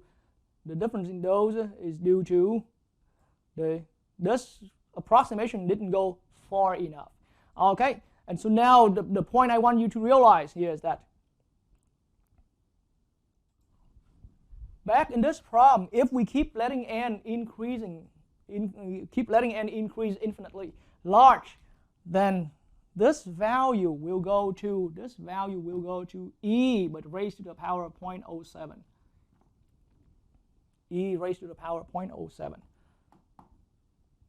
This part, and that part is inside of this work right here. So just this part itself, 1 plus 0.07 over n, and 2 in parentheses to the n, and after letting n go to become infinitely large, or this is the idea of continuously compounding, okay, then we come to the value e, constant e raised to that number 0.07, and that number came out from the default interest rate.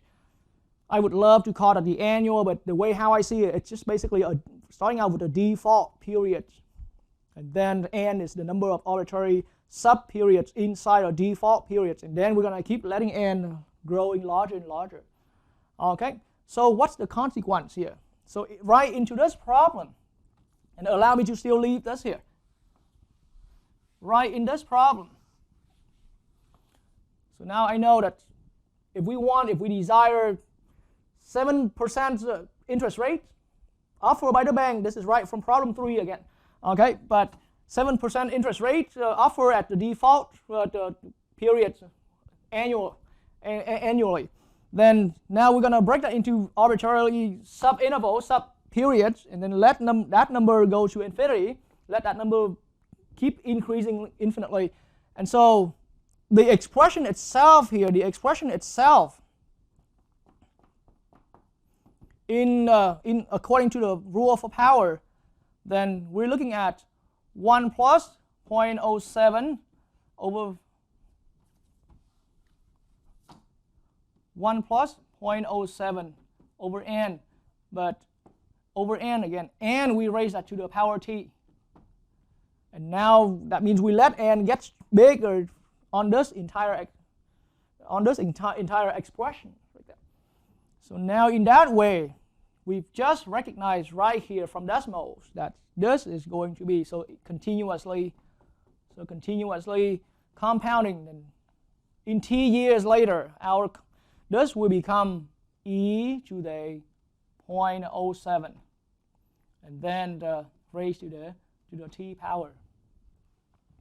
It's a base. The base here is base e to the 0.07 to the t power.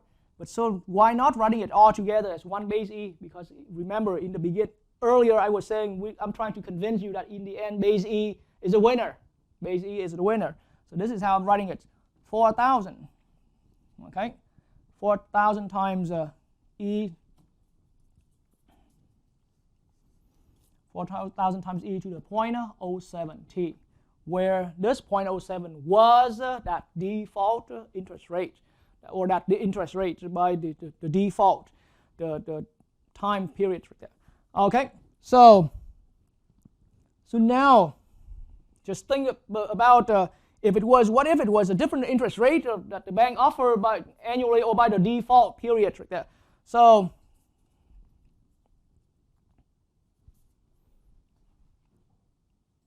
now I've had this here long enough. Allow me to erase this. All right, so now generally I'm seeing from this, okay?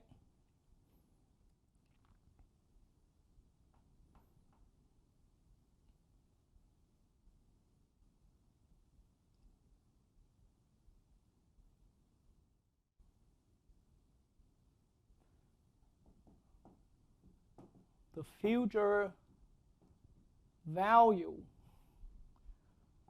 of an initial amount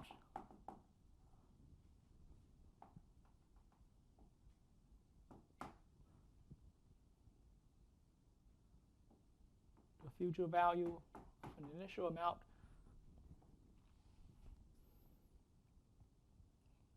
of a q sub 0. So think about the q sub 0 was 4,000 in our problem. So the future value of an initial amount q of sub 0 after t years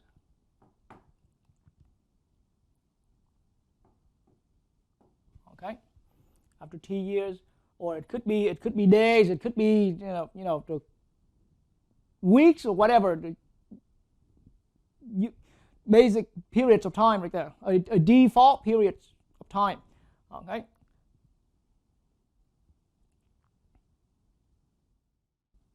At R%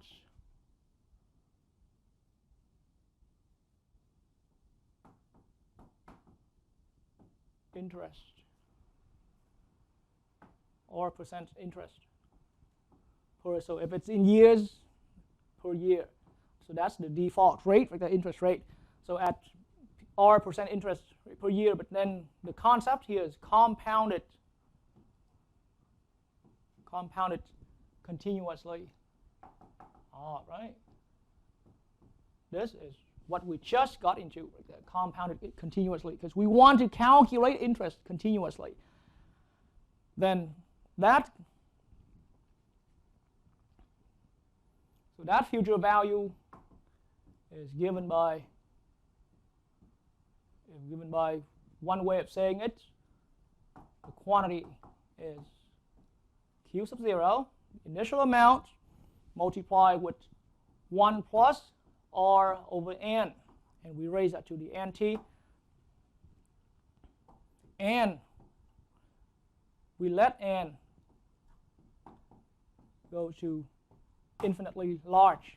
That's one way of thinking of that. That's one way of generalizing it. Okay, or, and then I've proven earlier, so now with this r over n, 1 plus r over n raised to the nt right here. It's all the same as, or it's the same as q of t, because the work here is taking n to infinity. I only introduced it here for the pre-calculus course, but we won't study that formally until calculus time. And so now I have already experimented that and show you through experiments. But after we let n increase to infinitely large right there, then this expression here becomes so it's q of 0 times e to the rt right there. Okay, so this is the formula that a generalization for a quantity of an initial amount of money that's compounded continuously. Okay, an initial amount of, and that's where an initial amount of money but compounded continuously. The interest is calculated continuously and accumulated on your account, to your account, to keep producing future values.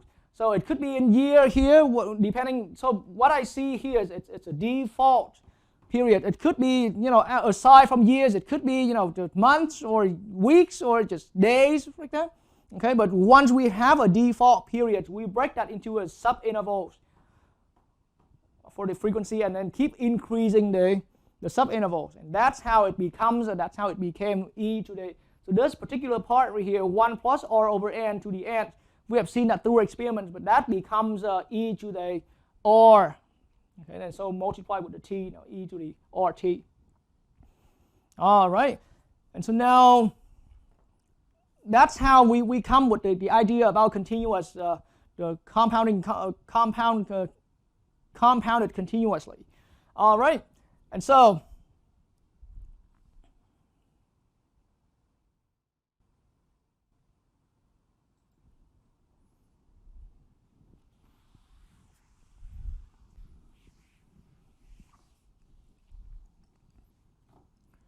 all right, so after that generalization I've addressed on the other board right there, let's come up with a final comparison chart right here about throughout. So we're still working with problem number 3, where we had a $4,000 initial amount and we invested that into an account where that bank account pays us 7% of interest annually.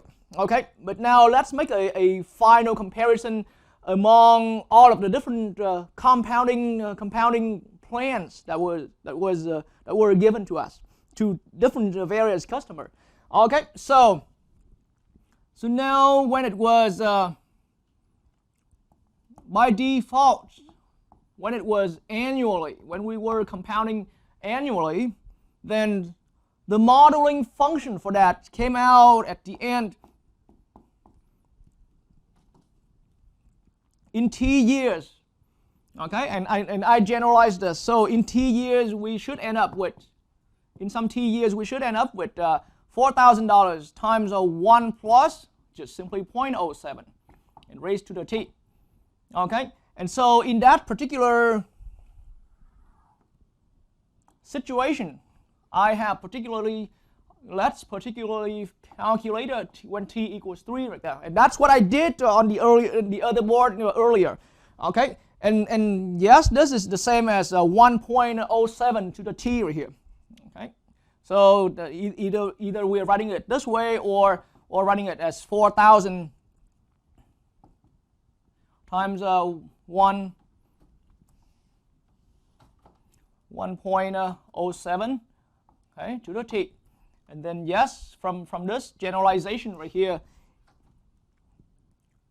we calculated that in t years, when in t years we calculated that q of 3 came out to be 4,900.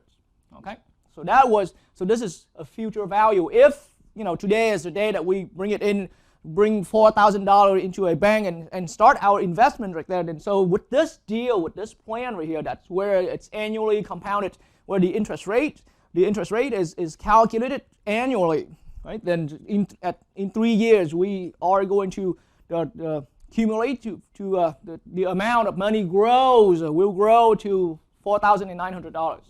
Okay, that's for 3 years. And so we talked about quarterly.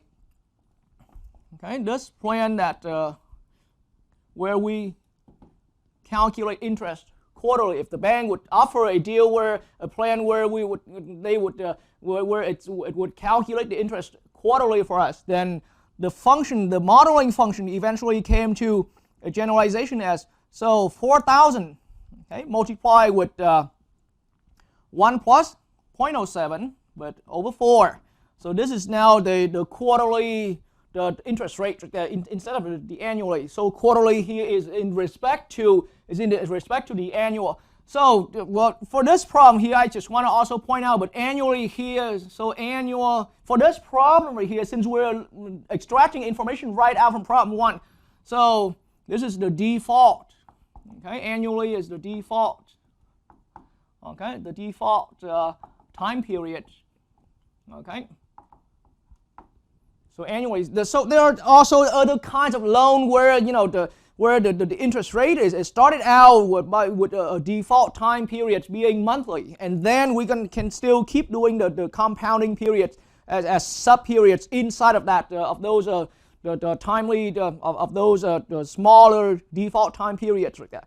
Okay, so now back to this problem from this annual compounding periods being the default time periods right here, then quarterly means in each year we have 4 sub-periods to calculate, and so we came to that function raised to the 4t. So that was our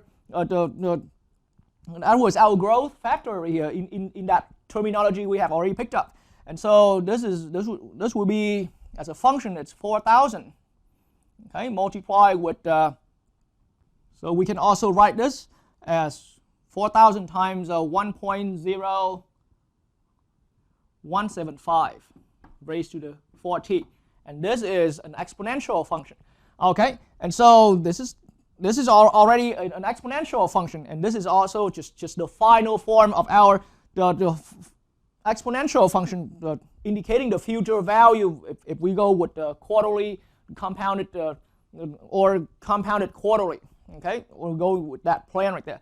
And so now in t years, in 3 years, we are going to earn, we will be earning Q of 3, and that will equal, so we did a calculation earlier, and we came to $4,925.76. Yeah, okay.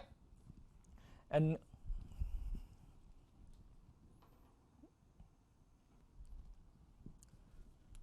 all right, and so just now I did a quick calculation check on my computer station, at my computer station, to make sure that this is the correct answer. So yes, this is the correct answer. So compounding the interest quarterly will already yield a higher final future value compared to that plan where we were compounded interest annually. Okay, but we also looked at monthly. Okay, so looking at monthly, then we're talking about our function Q of t.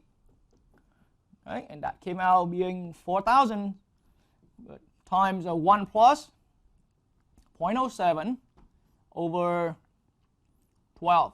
Okay, and raised to the 12t power. All right, and so now, and that is the same as writing that as 4,000 times 1 point.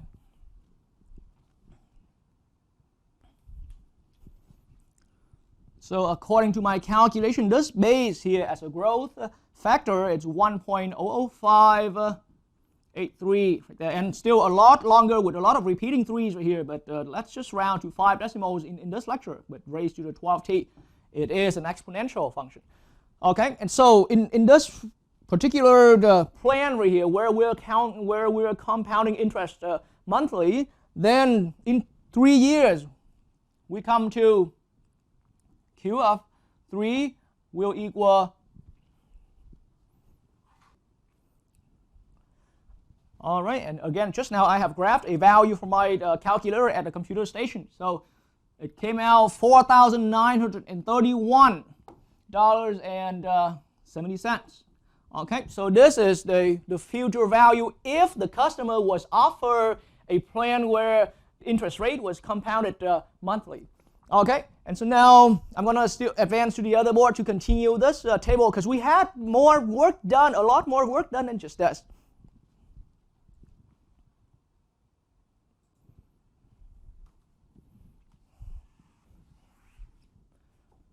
All right, so as another plan right here, so as the next plan that I brought up, as another plan that I brought up was that we calculated future value with the plan being offered as daily right there, and I only sketched through the idea here, but so the future of value would be at some t years will be 4,000 multiplied with 1 plus the annual interest rate, okay, divided by 365, assuming that there are 365 days in a year right there. All right, and that is raised to the power of 365 t. All right, so that's generally what's happening there, and so now in 3 years, okay, and then this same function right here can be rewritten in the form that same function can be rewritten as so let me quickly graph a calculated value for this growth factor right here. All right, and so just now for my calculator on the computer at the computer station here, I'm looking at so 4,000 times so the base here is a 1.00019, okay, 18 to the 365 t. All right, and so in 3 years, Q of 3 came out being $4,934 with 61 cents. So we can see that the final future value keep getting higher and higher as we increase our compounding plan right there, as we increasing our compounding the frequency, okay, or the number of compounding periods per default periods of time like that. So the default one is a year, so we keep increasing the number of compounding periods per year. Okay, and so as we keep increasing the frequency for compounding our interest, then we keep getting better the final value at 3 years, in 3 years. So now, ultimately we came, and then we already had that generalization where I already deleted it, erased it out here, but so now continuously as a plan where we would continuously compound our interest, okay, then the function came out to the following. So I wrote down 2 forms earlier. It was 4,000 and to multiply with 4,000 to multiply with 1 plus 0.07 over n, over some general n, because it has always been n being the number of subperiods, and then times raised to the power nt. But then abstractly, and we let n increase, keep increasing to infinite, the positive infinity. Okay, but doing this kind of work is only for the calculus students where they formally learn about this limit symbol. So that's just the idea. Okay? This is just the idea tentatively. And I brought you into that generality that this thing here is exactly the same as when we're compounding continuously. Okay, within a year, within the default time period, then now it's going to be 4,000 multiplied with e to the. So here's our rate here, our annual interest rate from start. Our annual interest rate from start. So it's e to the 0.07 t. All right. And so this is the final form of our exponential function. These are all exponential functions. And so now that led to the quantity, the future value in 3 years. We calculate that to be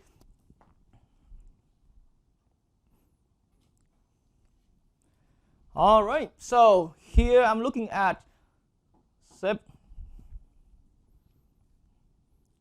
$4,934.71. Okay. So we keep getting better and we keep getting our values higher. But see, starting with the daily plan, and it was already 4,934 and 61 cents. So here it's only just 10 cents more earned per year right there. Okay, I mean in 3 years it's just earned 10 cents more compared to the daily plan right there.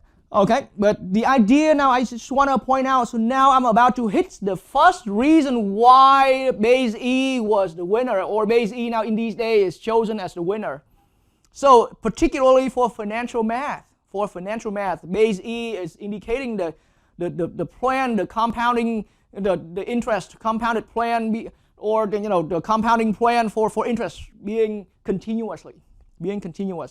Okay, and so when we hit to that continuous, the compounding plan right there, then it's going to be just 4,000, I mean the initial amount times e to the annual interest rate times the number of years right there. And so that gives us the best deal. It gives us the best earning for, at least here I'm looking at 3 years to shorten down our calculation, but it gave us the best amount. It gives us the best amount. And this is way higher. This is already much higher than, it's $34.71, better than staying with the default annual earning for the interest. Okay, and so in that way now we have a clear sense, and that's it's as I said earlier, we're any one of us here, when we're doing an investment, we just want the plan that comes out the best for us. So ideally, if the way how it works just like this, no other hidden factors supposedly, then anyone would head out for continuously compounding, because it gives the best interest rate. But continuously compounding your interest means we will work with the base E. We raise our function comes out, our modeling function to predict future value will come out being in base E right here. And for that reason, see, this problem right here, it was base 1.0001918, so it's a base other than base E. Okay, and then it's raised to some fancy power over here. Okay, and then the earlier one we experienced different bases. So we've got some base here being 1.0175, and we got some other base being 1.00583, and this is already after a lot of truncation right here. So these are the base. That's the base for monthly calculation. That's the base for quarterly compounding of your interest right there. But so base E gives the best deal.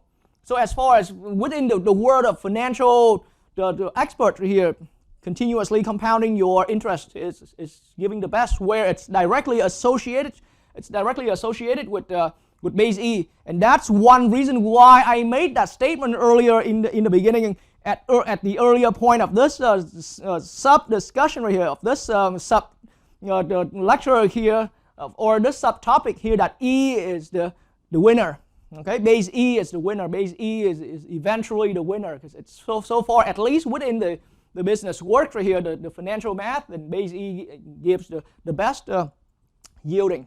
Okay, and so now at this point we are ready for doing some and we have seen enough, so we are ready to do some example before we head out for some better details right there. Okay, and I'm not particularly done with that subtopic talking about how base E becomes the winner. But at this point, I've taught anyone in this lesson enough detail so that we can start doing some financial math problem. So surprisingly, it started out purely as a math class, but here we have a good lengthy lecture here to specifically focus on the financial math. Because this is where I believe, at least in my research, I believe this is where originally E came out from. Okay, and then let's do a few financial problems, and then once we are fluent enough with the base E calculation, we're gonna head out for how base E is used in other growth or decay problems. Okay, and that's how you will see even further reason why base E is the winner and has always been the winner of all bases, because it's the most convenient base to express all of the growth and decay processes. Okay.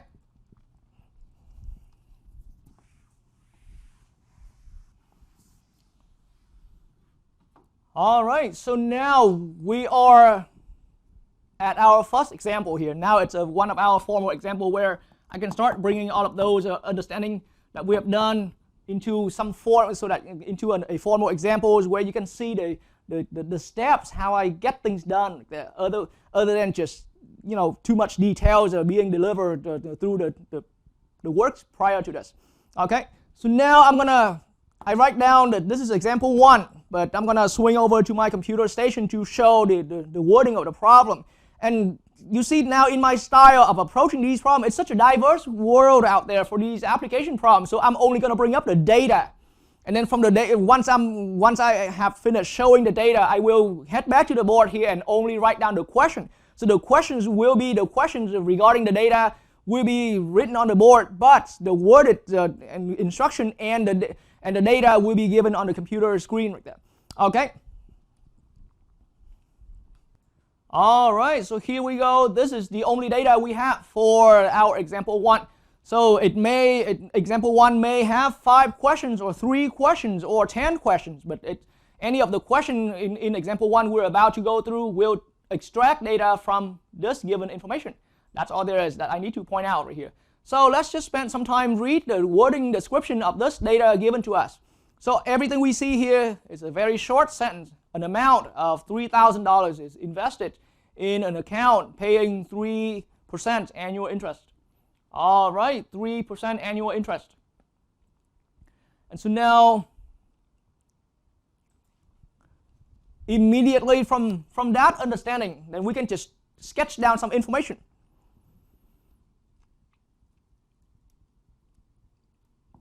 Initial, we have some initial amount. Okay, equal 3,000. Because in the wording how it was stated there, an amount of $3,000 is invested, and so right at the time when you start your investment, it makes perfect sense to be 3,000. That's all we have at that moment when we start the investment. That's why I can legally consider $3,000 here as our initial amount. But I have not officially written any function or anything like that yet, so I don't really have any symbol or notation to represent this initial amount, so other than just writing that down, like noting it. We have initial amount given being $3,000. All right, and then further in that, we've had annual interest rate. So now our interest rate given 3% annually. Okay. So the account pays us, the bank pays us 3% every year, 3% of interest every year.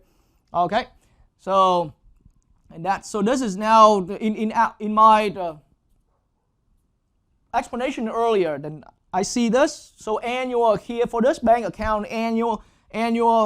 Going with annual plan right here is the default time period. Okay, so the default time period. So that means our main variable here is time in years. That's the one connection I want to point out right here. So any of these financial problems will come with a clue somewhere here and there to indicate for us what the default time period is. Okay, and so in this problem, the time period is in years right here, simply because see, the interest rate is given 3% annually. Or the wording in the problem was indicating, okay, see, the account is paying 3% annual interest. That's making it clear that the default time period is every year. Okay, and then this is the initial amount. All right. So now after sketching down all of that information, that I leave on this board here, let's head over to the other board and start writing down the first question of our problem. Okay, first question of our problem right there.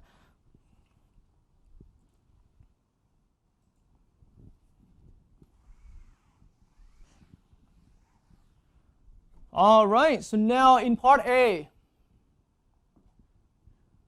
so I'm going to say if interest is compounded. If interest is compounded. So how about out of my own creativity, let's come up with is compounded semi-annually. All right. If interest is compounded semi-annually. All right. So first thing now, find a function. Okay. Find a function that, or a function. Now let's call that q of t. Okay, a function of time right here that predicts. Okay, the value of the investment. All right. After some t years. All right. If interest is compounded semi-annually, okay, semi-annually, let's find a function q of t that predicts the value of the investment after some t years. And then after this, in the same question part A, allow me to add in an extra part here. And then so now, once we've done with that, calculate. Okay. Calculate the value in 10 years. Okay.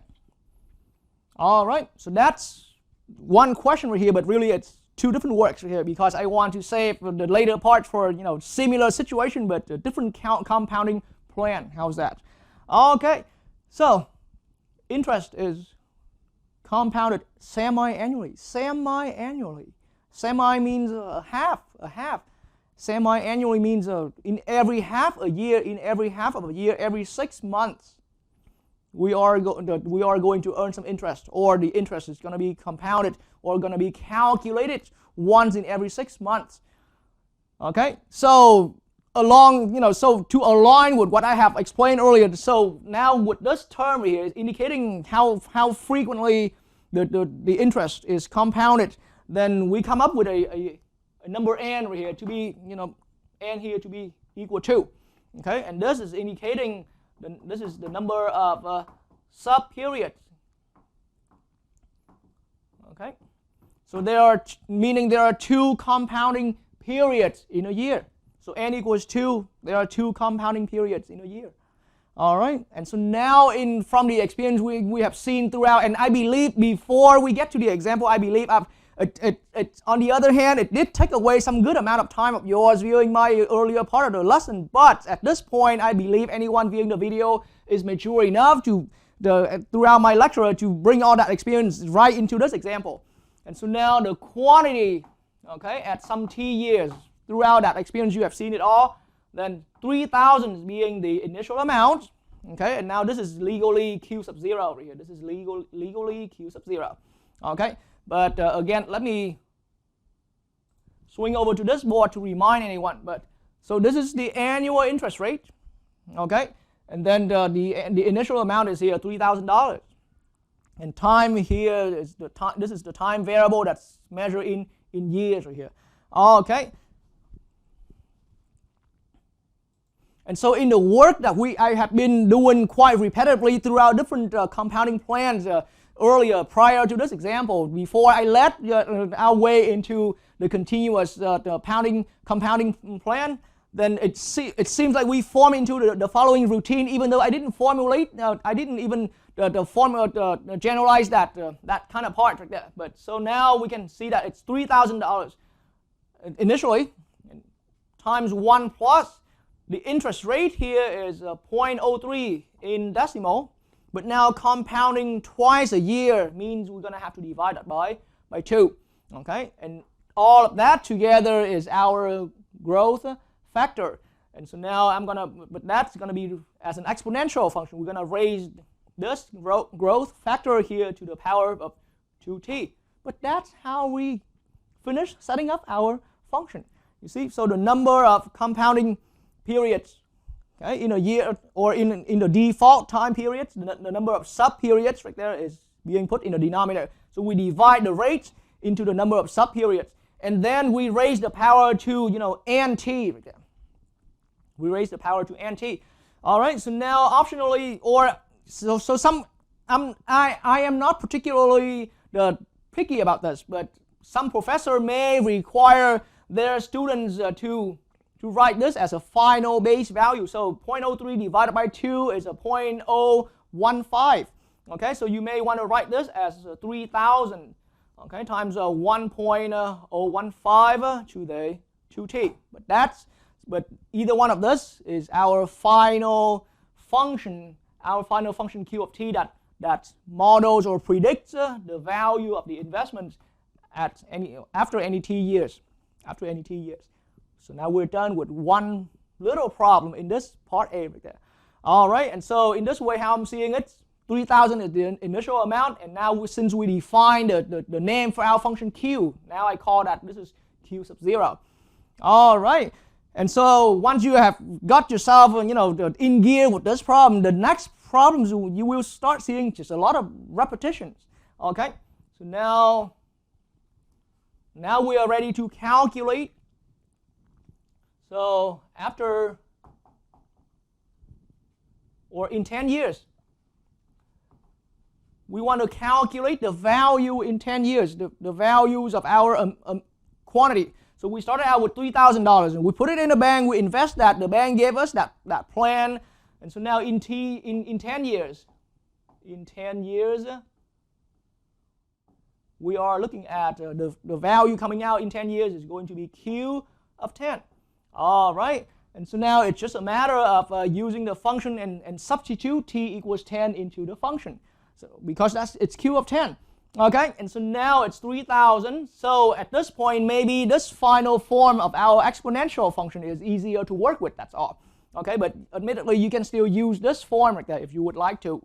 All right, so 3,000 times 1.015, but raised to the power of, so 2 times 10 right here. That means it's eventually going to raise to the power 20.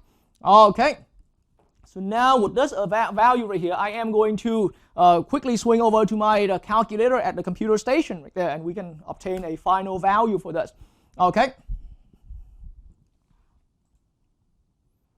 All right, and I figure, it's better that I shared my own calculation using my own favorite calculator device in case anyone is also using the same kind of calculator, can have some minor instruction about how to use a calculator with this. But if you already decided to use your own favorite calculator, then learn from your manual how to operate with this simple calculation. But here I have 3,000. Okay, and I'm multiplying that with so the growth factor here is of 1.015, okay, and I'm raising that to the power of 20 because it's 2 times 10. So how about let's write it like that, okay, because my calculator at least is strong enough to write, in a pretty nice math print like this, okay, and now I'm going to hit enter. And that is my future value in 10 years, okay, $4,040.57 if we round to the 2 decimals. It's money, okay? And so now I'm going to write that amount in here. So in 10 years, we're looking at $4,040.57. Okay, this is the value in 10 years, and this is our function that predicts the amount at any time at any t years after. All right, and so that's how easy it's done. And after this particular problem, you're gonna start finding for yourself a general pattern. That now on this board, I still have some space left. Think about as a generality. Okay, Now allow me to point that out, because I may have not mentioned this. I may have forgotten to mention this, but you see, if interest is compounded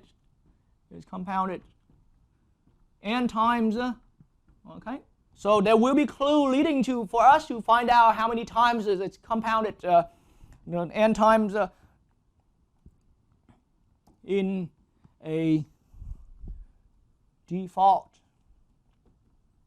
Okay, this is even more general than this specific problem. Like in our problem, it's the default time period is a year. Okay, but now generally speaking, I'm talking about if we are compounding the interest in n times in a default time period. All right, then our modeling function will be q of t. Okay, the quantity here will be the initial amount, q sub 0, multiplied with 1 plus the interest rate.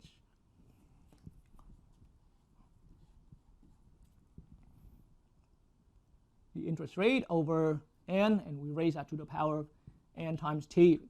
All right, so this is what just now happened in my example 1 right here, but part A that I was finishing out in the other board.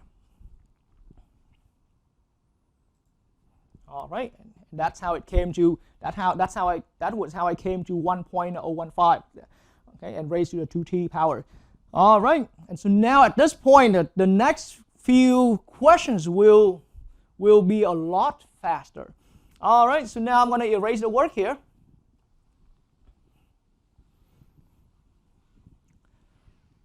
All right, so now I'm going to call that part B, but allow me to retain most of the information here. All right, so now part B. So now if interest is compounded, all right, so how about bi-monthly? So this is another compounding plan that came out from my own creativity right there. Okay, but I just wanted to show that generality so that once you're on one day when anyone learning from this lesson is on your own to decide a good plan for your investment right here, then you have a good generality to learn right there. Okay, so let's again find a function. Don't expect that the function is going to be the same with that we found in part A right there. Okay, but it's going to be the similar way to get it done. So we want to find a function q of t that predicts the value of the investment, okay, after some t years. All right, and then yes, again, very similar. We want to calculate the value in 10 years. All right, so now with this compounding plan right here, we are compounding the interest bi-monthly. Bi-monthly, that means twice a month. Twice a month, 2 times a month. So that's the key word right there, bi-monthly. 2 times a month. But there are 12 months in a year. 12 months in a year. The default time period in this problem is, in this particular problem, the default time period is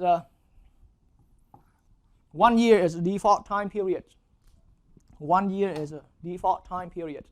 Okay? So that's because usually it comes as a description that lives right in the description of the interest rate. So a lot of time when you tackle right down to the interest rate that's offered right there, whatever the time period indicated there, that's what I call the default time period. Okay, the default time period. And later on, after a few more problems, I'm going to introduce a formal term for that. Okay.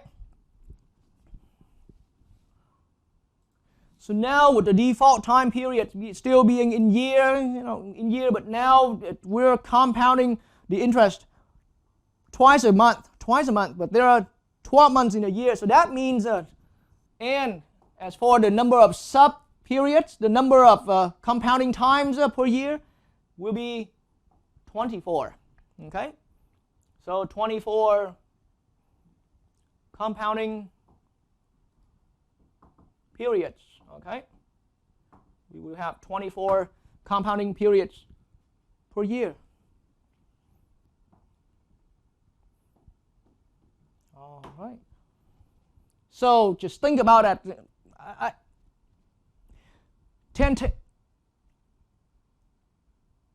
If right here, if it was still a bi-monthly, but if the interest rate was offered, I mean, there are those kind of loans out there, those kind of investment out there that's just a short term where people only want to invest for a few months. Then the interest rate can also be started out in default time periods as monthly. So the interest rate could have also been monthly. So now back to what I said if earlier. So if the default time was the default time period was a monthly thing, okay, once a month, then bi-monthly will only lead to a 2, n equals 2 instead of n equals 24 like right here. So think about the ratio between how often how often the number of compounding periods that happens per time period, instead of getting yourself stuck to per year and per year and per year. It doesn't always have to be per year.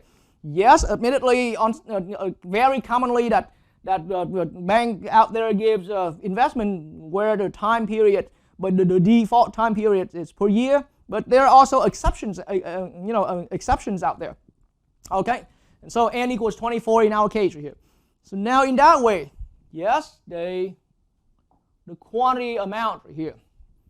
Initial amount is the same, $3,000. But now as far as getting into setting up our function, the easiest way is to start out with 1 plus 0.03, but now I'm going to divide by 24, where this is the number of compounding periods per year right here, the number of compounding periods per year, per default time period. Okay, and then now, so in that, I'm going to raise that to the power of 24 t. All right, so 24t, so now 0.03 divided by 4 allow me to quickly graph a calculated value for that. So that will be, so this function in final form is 3,000. So Q of t, the quantity in some t years is 3,000. Initial amount multiplied with the growth factor acting as the base here is going to be 1.00125. All right, and then we raise that to the power of 24, to the exponent 24t.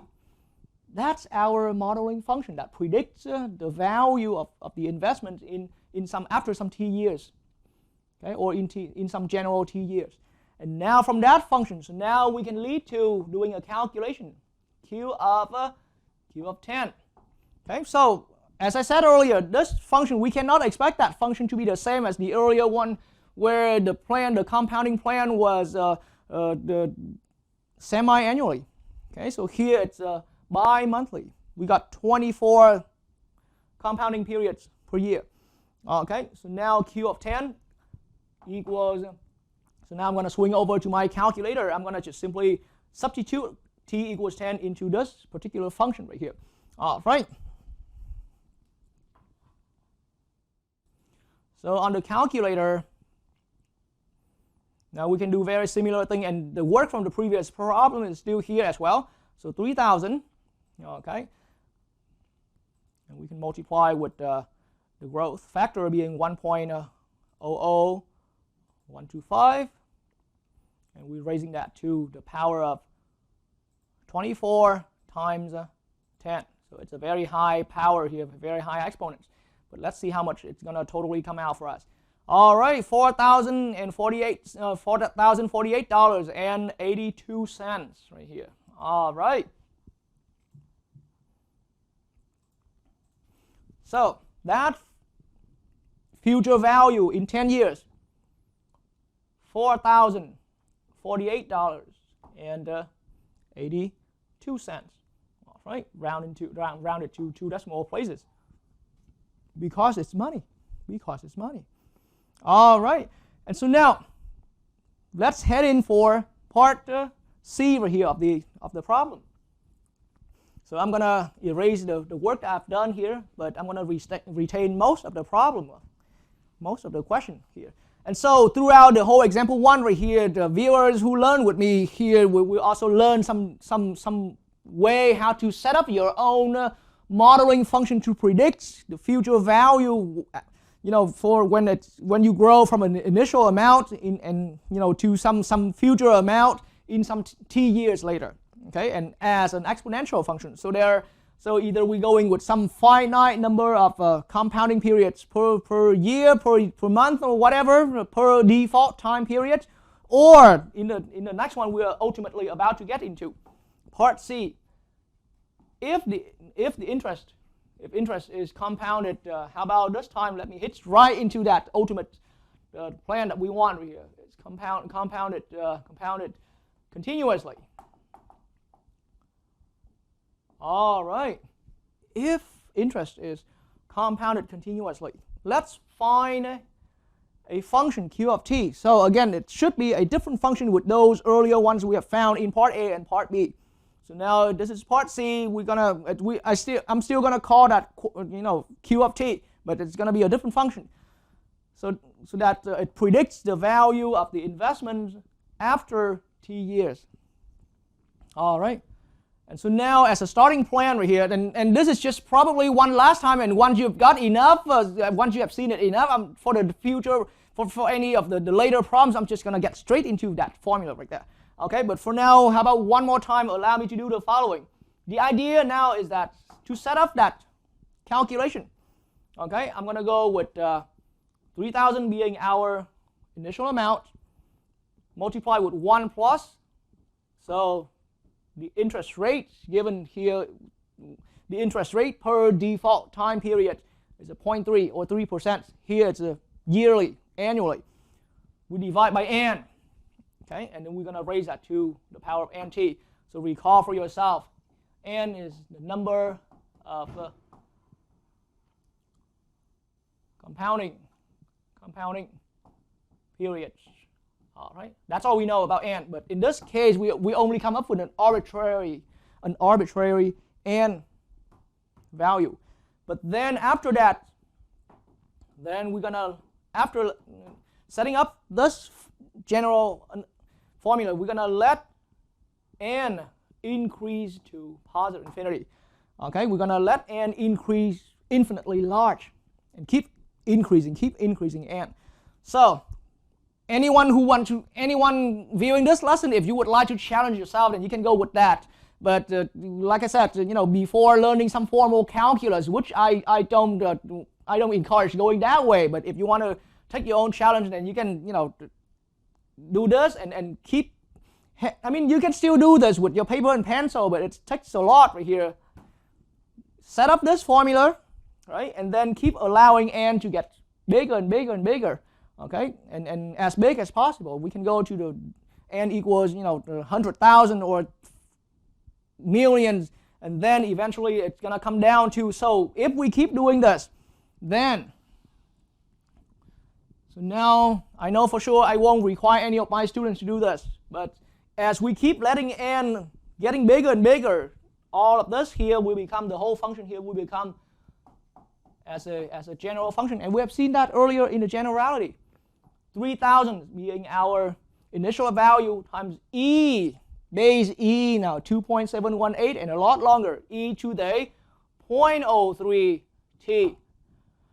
All right, 3,000 times e to the 0.03 t. Shockingly short, but extremely powerful function. Okay, shockingly short, but extremely powerful function right here. 3,000 times e to the 0.03 t. All right, so now that's the function for us to predict. That's the function that models or predicts the value of our investments after some t years. That's the one. The equivalent version is here, but it's hard to understand. This is the final one right here. Okay, this is the final clean version of that, and you have seen that through the generality earlier. And so now we simply just, once we have had that function, we simply just gonna find, hey, so in 10 years, q of 10 equals, yes, 3,000.